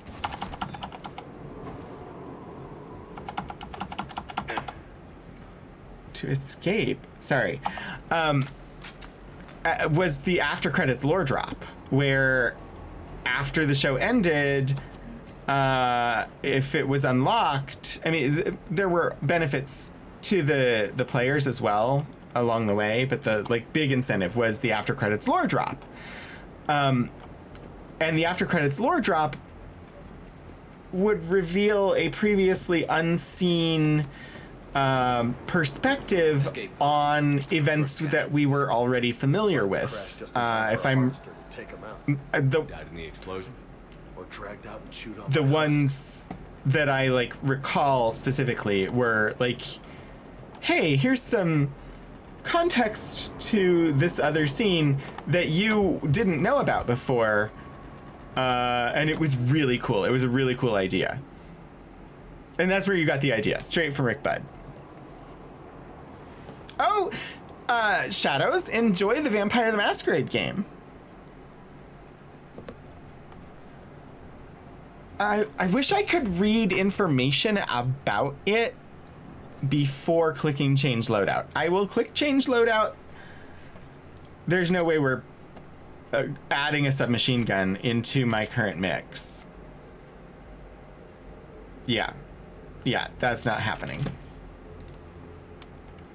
Yeah, I thought it was really a really cool idea. It helped to engage the viewers, but the players also thought it was really, really interesting.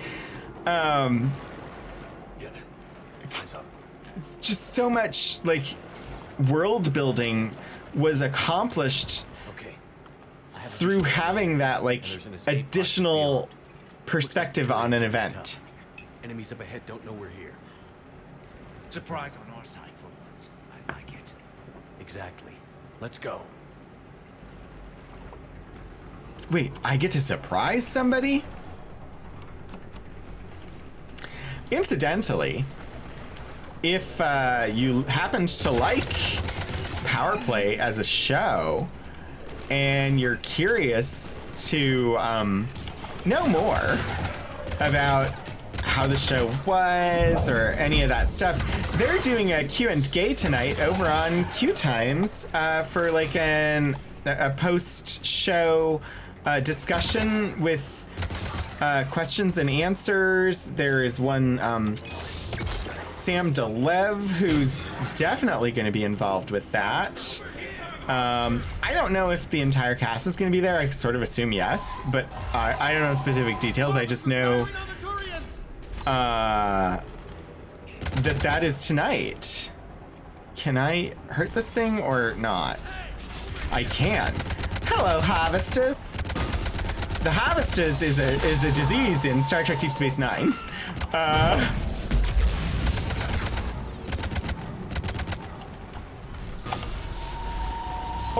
Oi, get back here. Where are you going? I was gonna kill you.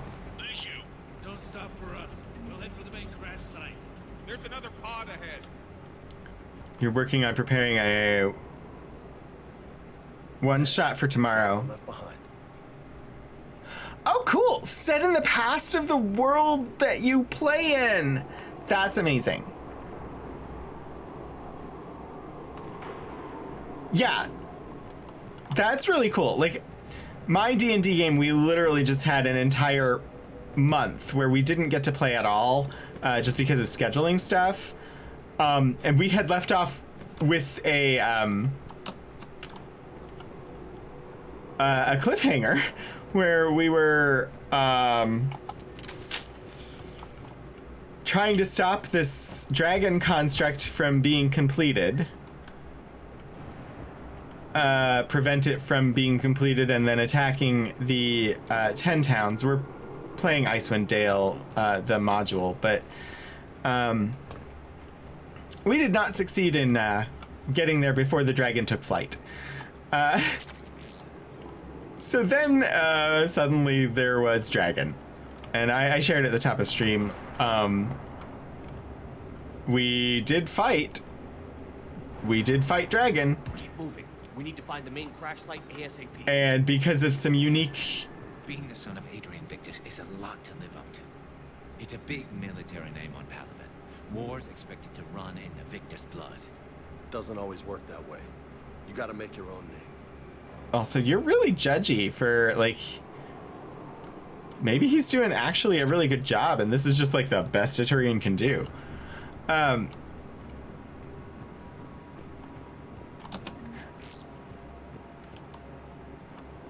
Because of some unique makeup of our party, we actually were able to take out the dragon fairly quickly. And it was a ton of fun. You have a level 10 Gloomstalker Ranger. So we just leveled to level 7. I was, so we were all level 6. And for me, my character, I am a fairy rune knight. Which was part of why we were able to finish the encounter fairly quickly, because I was able to just persistently fly right up there and do my melee attacks on the dragon whenever it got close enough to me, because it flies a lot faster than I did, but I was just in there like dual wield, stab, stab, stab.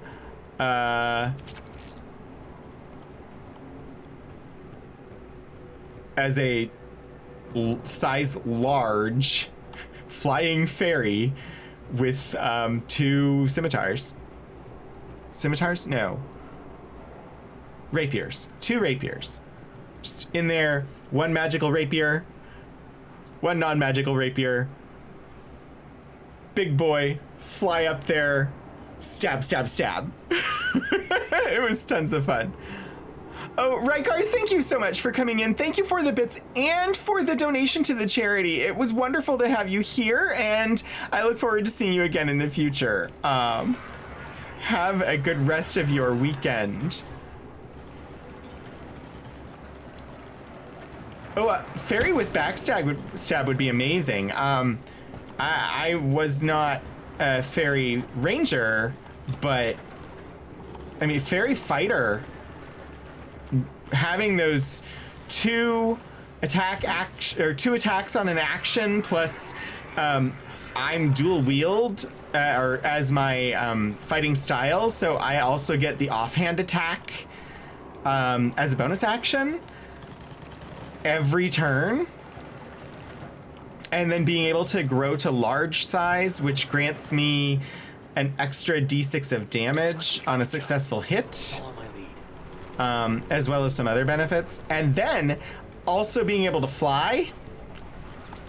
It's a pretty cool character build as far as like ability.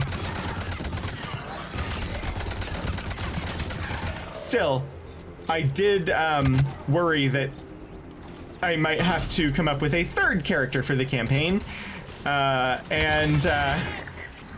so while we were playing, when it wasn't my turn, I was considering who my 3rd character would be, because I was really convinced there was a good chance I would die.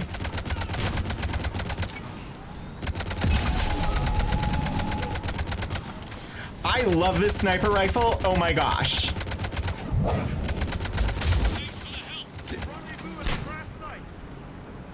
This whole fully automatic sniper rifle thing is amazing. I think we saved all those men. Over here. So I was starting to consider like what class of plasmoid I would want to play.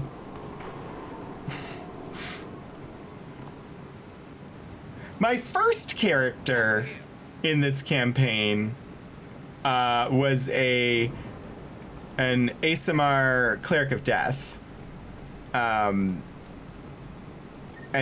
died before we really had the ability to bring characters back. But also,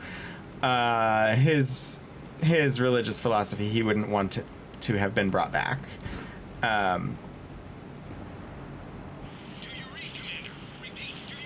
And he died. Shepard here. What's your status? We're on the way. Hang tight. We're on our way.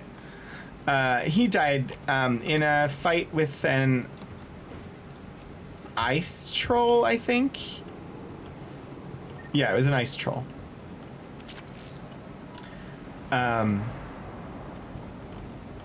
But we've been doing, like, it's a full day for a short rest. It is 3 days for a long rest. We have to keep track of our ammunition. We have to keep track of our things like lantern oil. We have to keep track of our rations. We have to... so it's a much more hardcore, like... Resources are scarce, and... Barnick, how's our velocity? Deceleration online. We'll survive. Victus is going to pay for this. Court-martial or hanging? How's Victus going to live this down? When we find it, we'll ask. So it wasn't unexpected that some of us might die. I was actually the second character to die. But we're also doing, like, secret death rolls.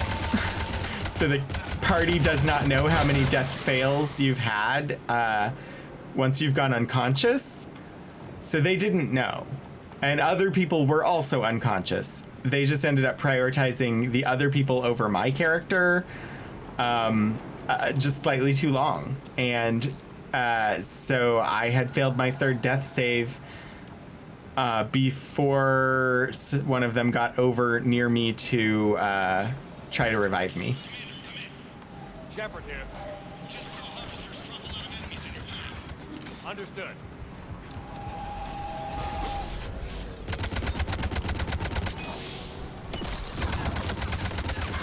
There's the harvester. Got it on the run. Yeah, I keep trying to kill the darn thing and it keeps flying away.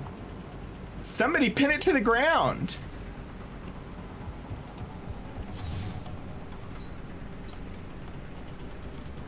Where did this thing go? Get back here. I would like to see you come closer so that I can shoot you. Hello? Where's the thing we're trying to kill? Hi! It's so great to... Welcome to my party. It's so great to have you join me at the party today. You are more than welcome. I do enjoy having you all join me, and I hope you enjoy your party gifts as I shoot them into your head.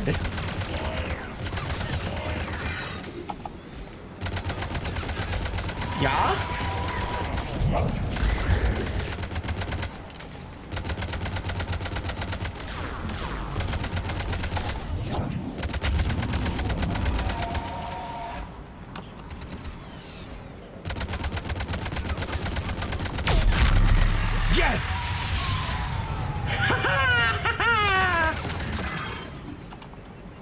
Okay, let's pick it up. It's important we don't lose this squad.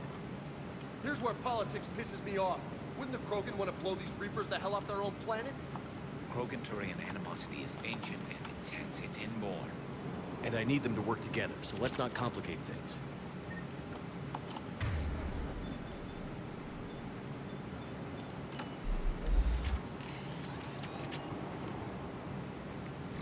I love this thing.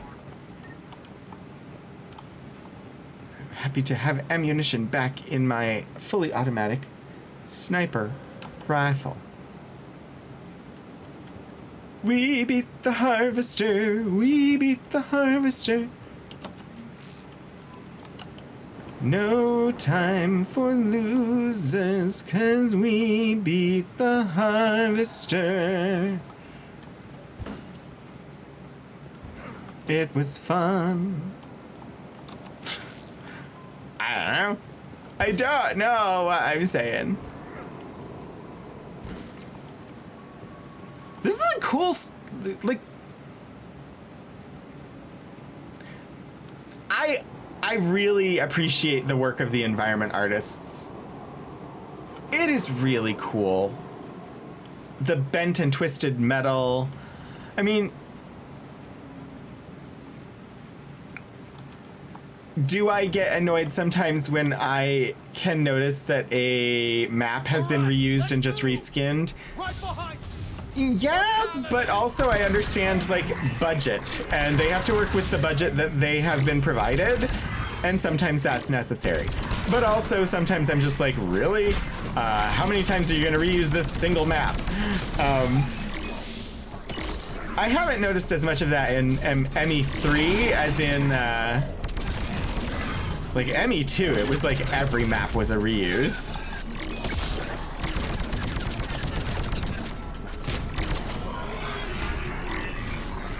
Hi.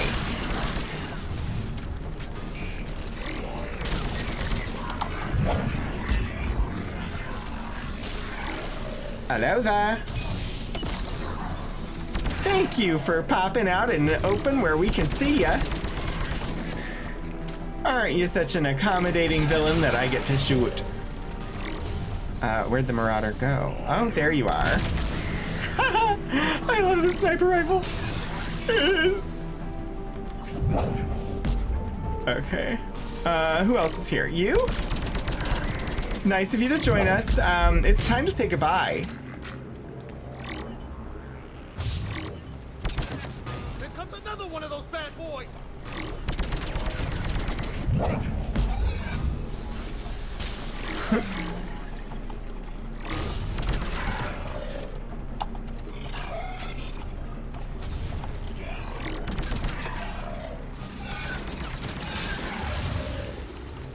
I could use some more ammunition, though. There we go. This is so fun. I never knew that these games were so good. These games came out in a period of time where I was not gaming at all. I think maybe once or twice in there, I played Baldur's Gate 1 or 2 for a short period of time. I played Sid Meier's Civilization, but really those were kind of like the only games that I was playing at the time. So I didn't know these games existed. And would probably have thought that I didn't want to play them because action shooter was not a genre that I would ever have thought that I would be any good at. Mostly because I used to play video games with my older and younger brothers, and they were both better at games than I was. And so a lot of the time when I was younger, I sat and watched them play because I didn't get to play myself.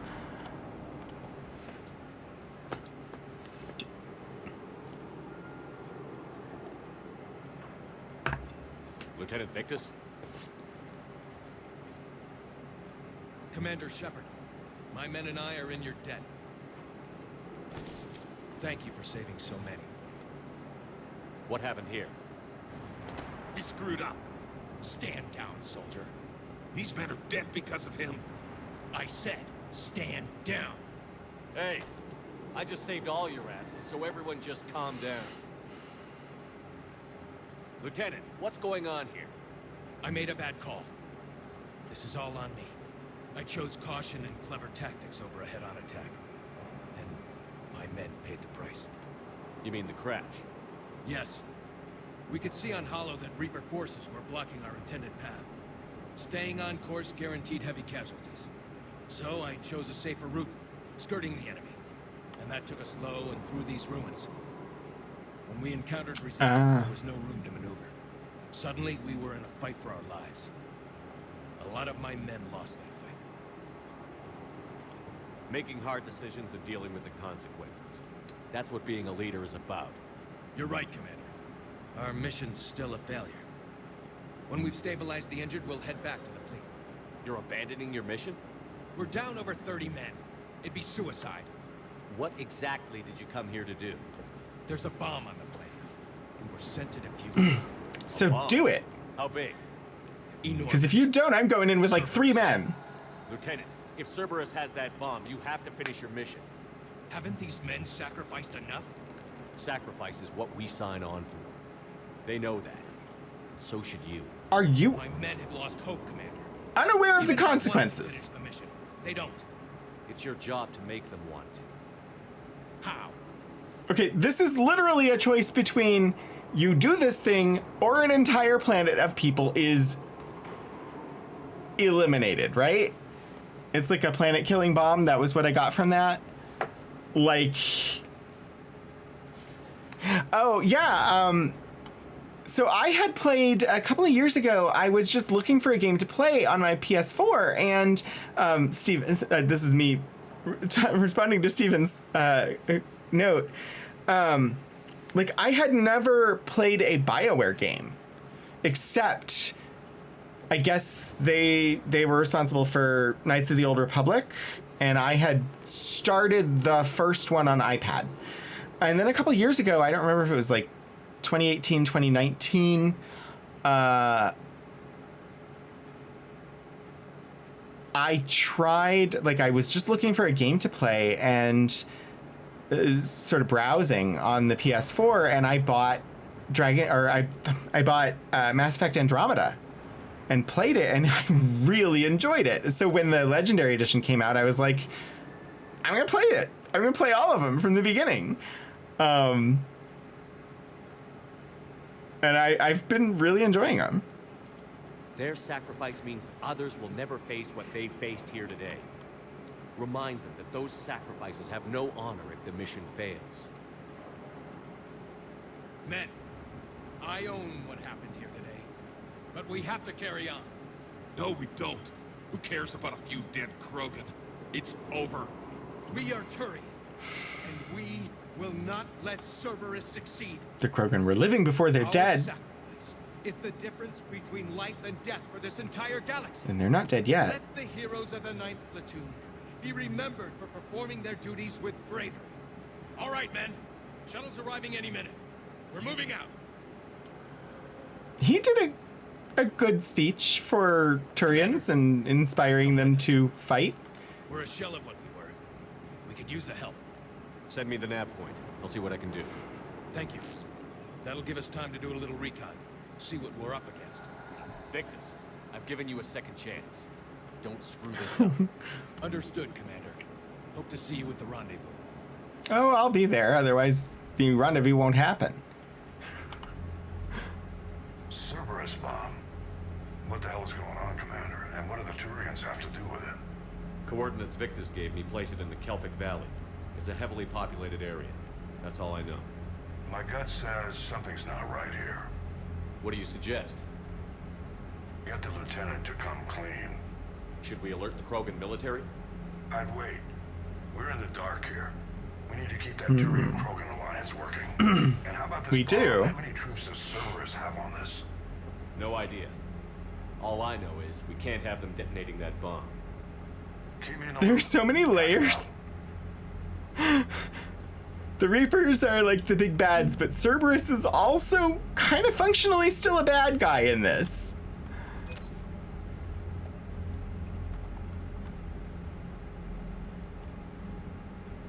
That was a mission. Alliance. We now have Zhu's Hope colonists. The Green Asari. The Asari Shiala was rescued by Commander Shepard from the Thorian on Zhu's Hope. Now, she leads a militia of Zhu's Hope colonists waging a surprisingly effective campaign against encroaching Reapers. Shiala suspects the group's prior connection to the Thorian gives her soldiers an uncanny ability to sense one another, allowing them to think and act as one in battle. The long-term consequences of this connection are unknown, but for now, at least, its effects are helping the cause. And I always stumble over reading in this game for some reason, but I have been noticing the last couple weeks that my vision is getting worse. And so, yeah, the eye doctor appointment on Wednesday, it was time for my annual. I have a feeling I'm going to need new lenses because these are not as effective. And yeah, I suspect this might be related to some new medications that I'm on as well, but we'll find out. We now also have the Turian 7th Fleet. We're so close to hitting this minimum mark here. I assume that is the minimum mark. I don't know. The label minimum is under it. But we're so close to this marker now. The Turian 7th Fleet was assigned the privilege and burden of guarding the Crucible during the weapon's construction and deployment. The fleet flies constant surveillance around the massive device, coordinating the Alliance security patrols and VI-run counterintelligence programs. The 7th Fleet knows what it would cost the galaxy if the Reapers breached their defenses. Every vessel's captain is prepared to make the ultimate sacrifice if it ensures the Crucible's safety.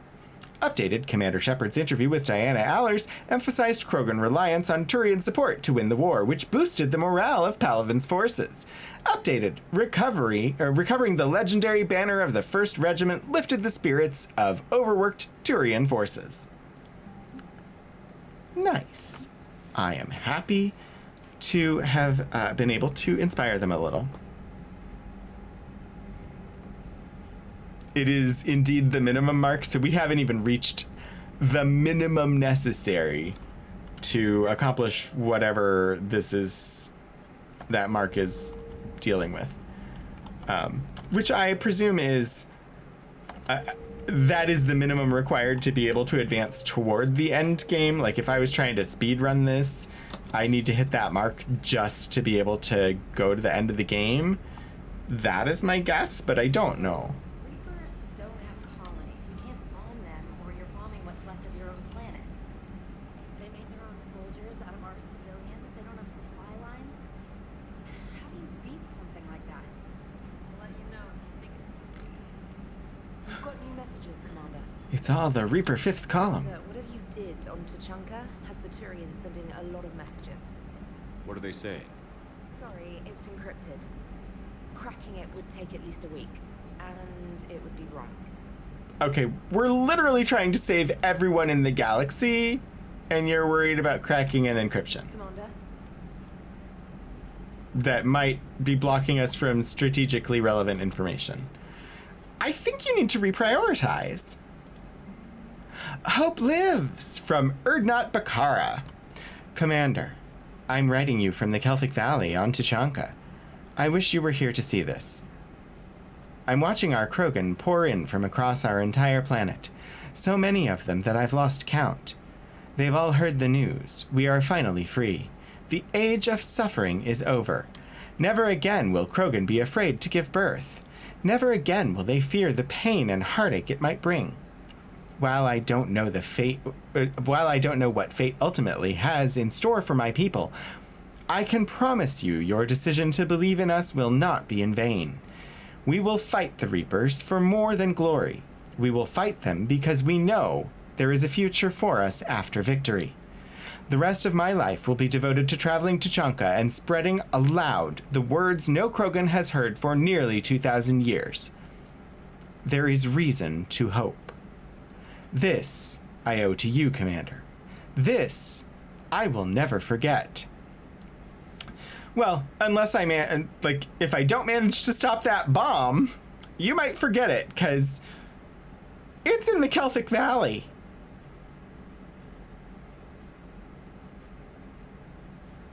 Hey, look, Kelphic Valley bomb is the next entry. From Adrian Victus. Commander Shepard, I must commend you for the excellent results on Tuchanka. Your reputation, it appears, is well-deserved. My son tells me you might help prevent Cerberus from detonating the bomb in the Kelphic Valley. This bomb is very, very powerful, Commander. If Cerberus is allowed to detonate it, the range of the destruction and loss of life will be enormous. Should you take the time to help my son and his platoon, you will have my gratitude, and I'm sure the gratitude of the Krogan as well. Regards, Primarch Victus. Well, indeed, I think we're going to have to do that. That seems like super important. I don't like this whole I'm fighting two enemies at once thing. Like... The Turians will hold. Pound for pound, they're the best fighting force in the galaxy. Pound for pound is irrelevant, given the significantly higher mass of Reaper forces overall. That's why we're bringing in the Krogan. Like, I don't want... I never had illusions about Cerberus being a good organization. And about Tim being in it for himself. But having them actively fighting against me as I'm trying to win this war and save the entire galaxy is somewhat frustrating. To see the Turians can flip out and lose their shit just like the rest of us. They're under a lot of pressure. You stole the Normandy, got blown up by the Collectors, and sent us on a suicide mission at the Galactic Core. And I haven't mutinied once. Not once. And I haven't mutinied once! Commander. Commander. Oh. Commander. I need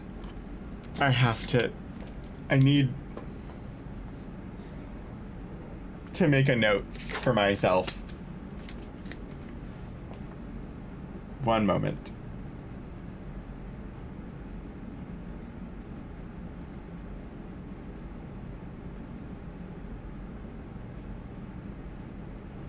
I need that audio clip for use on stream, potentially with a graphic. We'll see. But Joker has done way more insubordinate back time. I mean, I did share, like, we are all in for the Shepard Kaidan romance, and have been since we started playing Mass Effect 1. I knew it was an option. I knew it wouldn't be available until Mass Effect 3. But intentionally, from the beginning of this playthrough, which is my first playthrough, I knew that that was the romance I was going for. If Joker were a romance option for male Shepard, that would be the one I would have picked. Commander? I like Joker. I am impressed by your continued existence, Shepard. The probability of surviving as long as you have is low. Hello, Shepard. Don't talk to me of probabilities. You're neglecting to figure something into your probabilistic calculations, which is that I am a primary protagonist in a narrative structure. That significantly alters the probabilities of my success.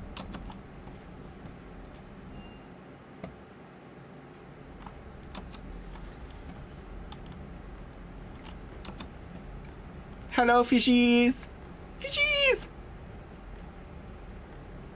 I know they have an auto feeder and cleaner and whatnot, but... Oh, I didn't mean to open the door. I wanted to say hi to the hamster. There's a hamster. I already checked email, right? Yeah, good. Okay.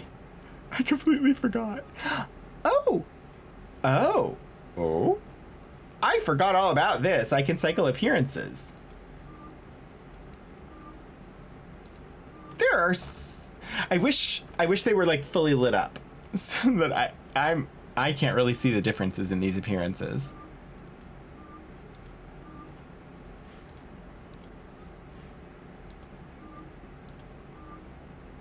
Oh my gosh, I can give her better clothing?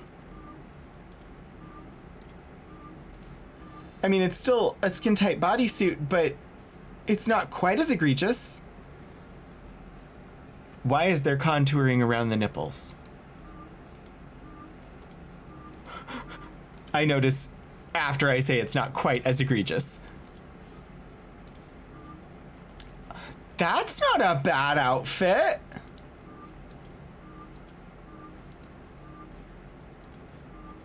I like the blue and white. Your attention, please. Tim has decided, for the good of humanity, to purchase your internet service preventer. We will need to shut down the communications relays in 15 minutes to divert resources to protect against evil President Bartlett's schemes. Please prepare to save the game before we take comms offline. Thank you, Lord Portico.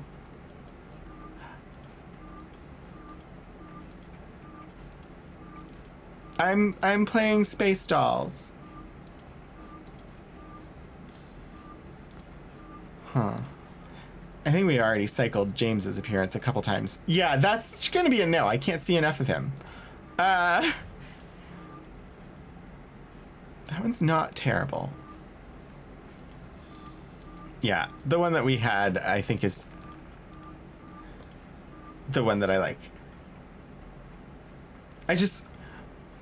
Again, why light something so darkly that it's impossible to see? I can't really see any differences between most of the outfits because they're all so dark. This is hearkening back to when I was saying watching the One Ring, Rings of Power, was fun. I won't share spoilers about the show, but one of the things I really, really liked was the fact that it was lit in a way that let me see what was going on screen, regardless of whether it was underground, during foggy weather at sea, or in a well-lit room. I could see what was happening on screen in all situations, and I had no trouble telling that one scene was completely underground in a fully darkened room. Crop top outfit. That may be considered a spoiler if that indeed actually exists. Otherwise, oh, they've locked me out of the women's restroom now. Lovely. Otherwise, if it's just a joke, but crop top outfit, really? It does not. I'm sure it does somewhere in the mods community, the various community of modifiers. Nothing to report. I don't need to reassign powers. I don't want to reassign power bonuses. Just running around saying hi to people. Doing this at the end of stream feels really weird, but will set us up so that next week we can hop right into a mission, which is unusual for this stream.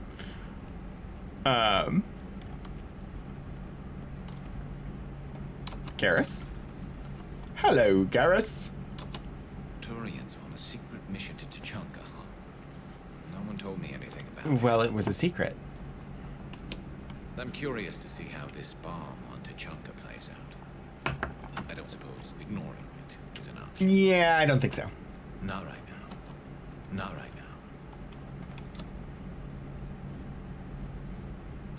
now. Vega has a ragged shirt with this. Oh, absolutely he does.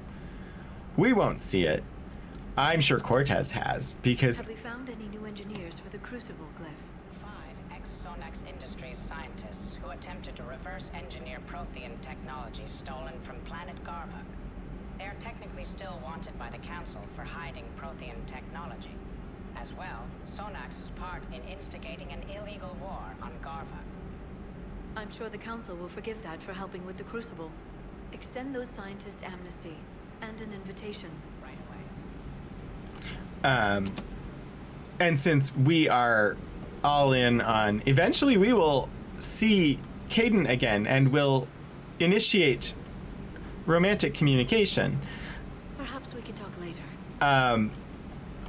So... At your service. While I appreciate James and will likely play the game again so that I can romance James, in this playthrough, totally ship James and Cortez. Cortez has seen that ragged shirt.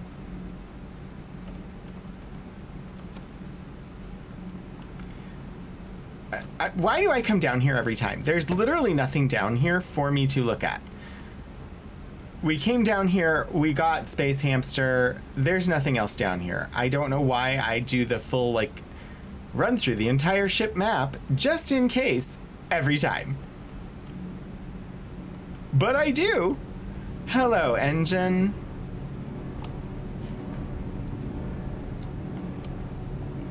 I now have a visual. I never had this. When I played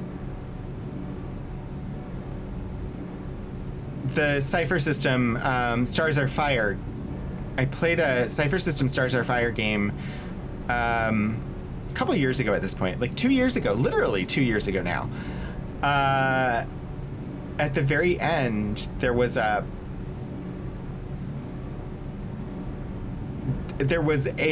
large mechanical device that had been causing many of the problems. And this was the description. This is what it was described like. And I didn't have a visual because I'd never seen that engine before. And when I was Googling, because it was mentioned as, like, it looks like, I was Googling and I never got that in my results. So now I finally know what that device looked like. Dire news from Earth. Off the radar, briefing begins in rural areas. Millions are dead in the Central Asian wilderness, even more in sub-Saharan Africa. We'll give you the gruesome view of what happens when the Reapers don't stop to indoctrinate. Now, in the battle space. Okay. Huh. Second Star Broadcasting is headhunting me. I liked their Garvuk story. Seriously? I'm on the Normandy. Do we need to talk, Commander? No. Not right now, Emerson. Let me know when we do. I presume at some point that I should save and try the get off my ship option to see what it does, but... Reminds you of the core in Event Horizon. Oh, it's been a long time since I saw Event Horizon. Did I check? No, I haven't been over here because this is Javik.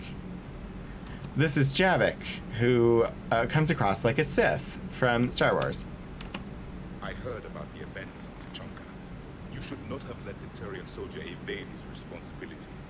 I take it Protheans didn't forgive many mistakes? If he had been under my command, I would have marooned him in the desert, buried him in sand up to his neck, and let the wildlife feast on his eyes. If he survived that, I would have rewarded him by shooting him in the head. soldiers are a precious resource. The stupidity of one cannot be allowed to jeopardize the lives of the others. Okay. The Turians are hiding something, Commander. Be careful. I think... Tuchanka was not always a wasteland. It once had jungles and forests. The Krogan didn't need the Reapers to destroy their world. They did it on their own. Such a foolish race. I am with my own thoughts. I know which companion from Mass Effect 2 that Javik is taking the place of. The one who I never spoke to because he was literally a safari type hunter person. And I was like, I ain't talking to you. We did get a new chest piece. The Han Kadar.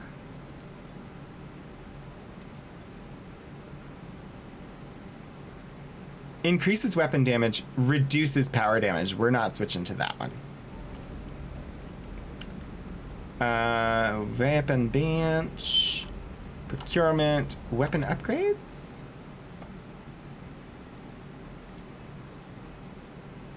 The Indra. This is the lovely, lovely, fully automatic sniper rifle that I am enjoying using, and therefore we're gonna boost it. We're gonna make it better. It's just gonna be awesome. And then we're not gonna have any money left, so we're gonna have to do more missions. Soldiers are a precious resource, so I'd kill them. Yeah, that was essentially his entire, like... Yeah. Indra 5. Look! I guess by upgrading it, it reduced the overall weight somehow? But... that doesn't make sense. Maybe I just haven't paid enough attention to things. Oh, dang. I don't have an ultralight materials. Okay, we're not switching to the Phaeston at the moment. I need ultralight materials. I need faster ability recharge. Oh, I forgot to talk to Cortez. Cross-checking our parts inventory. Sir. Sir. Cortez has become rather close-lipped after we spoke to him on the Citadel. Primarch's son is in over his head, no? Hey. Hey.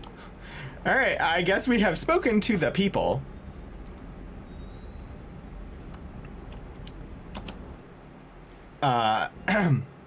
And as the preparation command says, I should save at the aquarium. Because we like the aquarium. I've got 4 more points. I'm gonna wait on that. Tuchanka Bomb, I think, is the mission we're gonna try and do next week. Turian team that crashed on Tuchanka was trying to prevent Cerberus from detonating a bomb. A bomb. Following instruction points. Thank you. Harvester. The sight of a Reaper harvester in flight nearby is one of the first indications that a Reaper invasion is underway. Their massive wingspan allows them to quickly cover the distance between them and their prey. In the harvester's mouth are 2 heavy guns that fire in an alternating pattern. The harvester's most fearsome quality, however, is that its appearance guarantees that Reaper ground troops are not far behind. Yeah, okay. We are gonna save it here. Back on the Normandy again. I always forget to save when we're not on the ship. And I think we're gonna pop over to the cutscene because we are at time, and I'm gonna need to figure out where we're gonna go, who we're gonna say hi to, and say thank you to all of the people who did all of the wonderful, wonderful, amazing things. So, of course, thank you to Was Not Worth It for being a subscriber over on Ko-fi. Thank you to my artists. Thank you to my moderators. Thank you for the, let's see, it was gift subs that happened, right? Stephen Joyce, thank you for the gift sub to Deary. Mobius Tempest, thank you for your resubscription. Rykar and Key Squared, thank you for the bits. And it's not in here, but also thank you to Rykar and Key Squared for donating to Starlight Children's Foundation. You're going to help make kids in the hospital a lot happier. This is September is Stream for Starlight, which is part of Childhood Cancer Awareness Month, is why they said it in September. So thank you all for joining me and for taking part in those things. Let me see who is on and where we're going to go. Oh, yeah, we're going to go ahead and raid over to Mix Harry Ann. They are currently doing some art. And if you want to join, that would be lovely.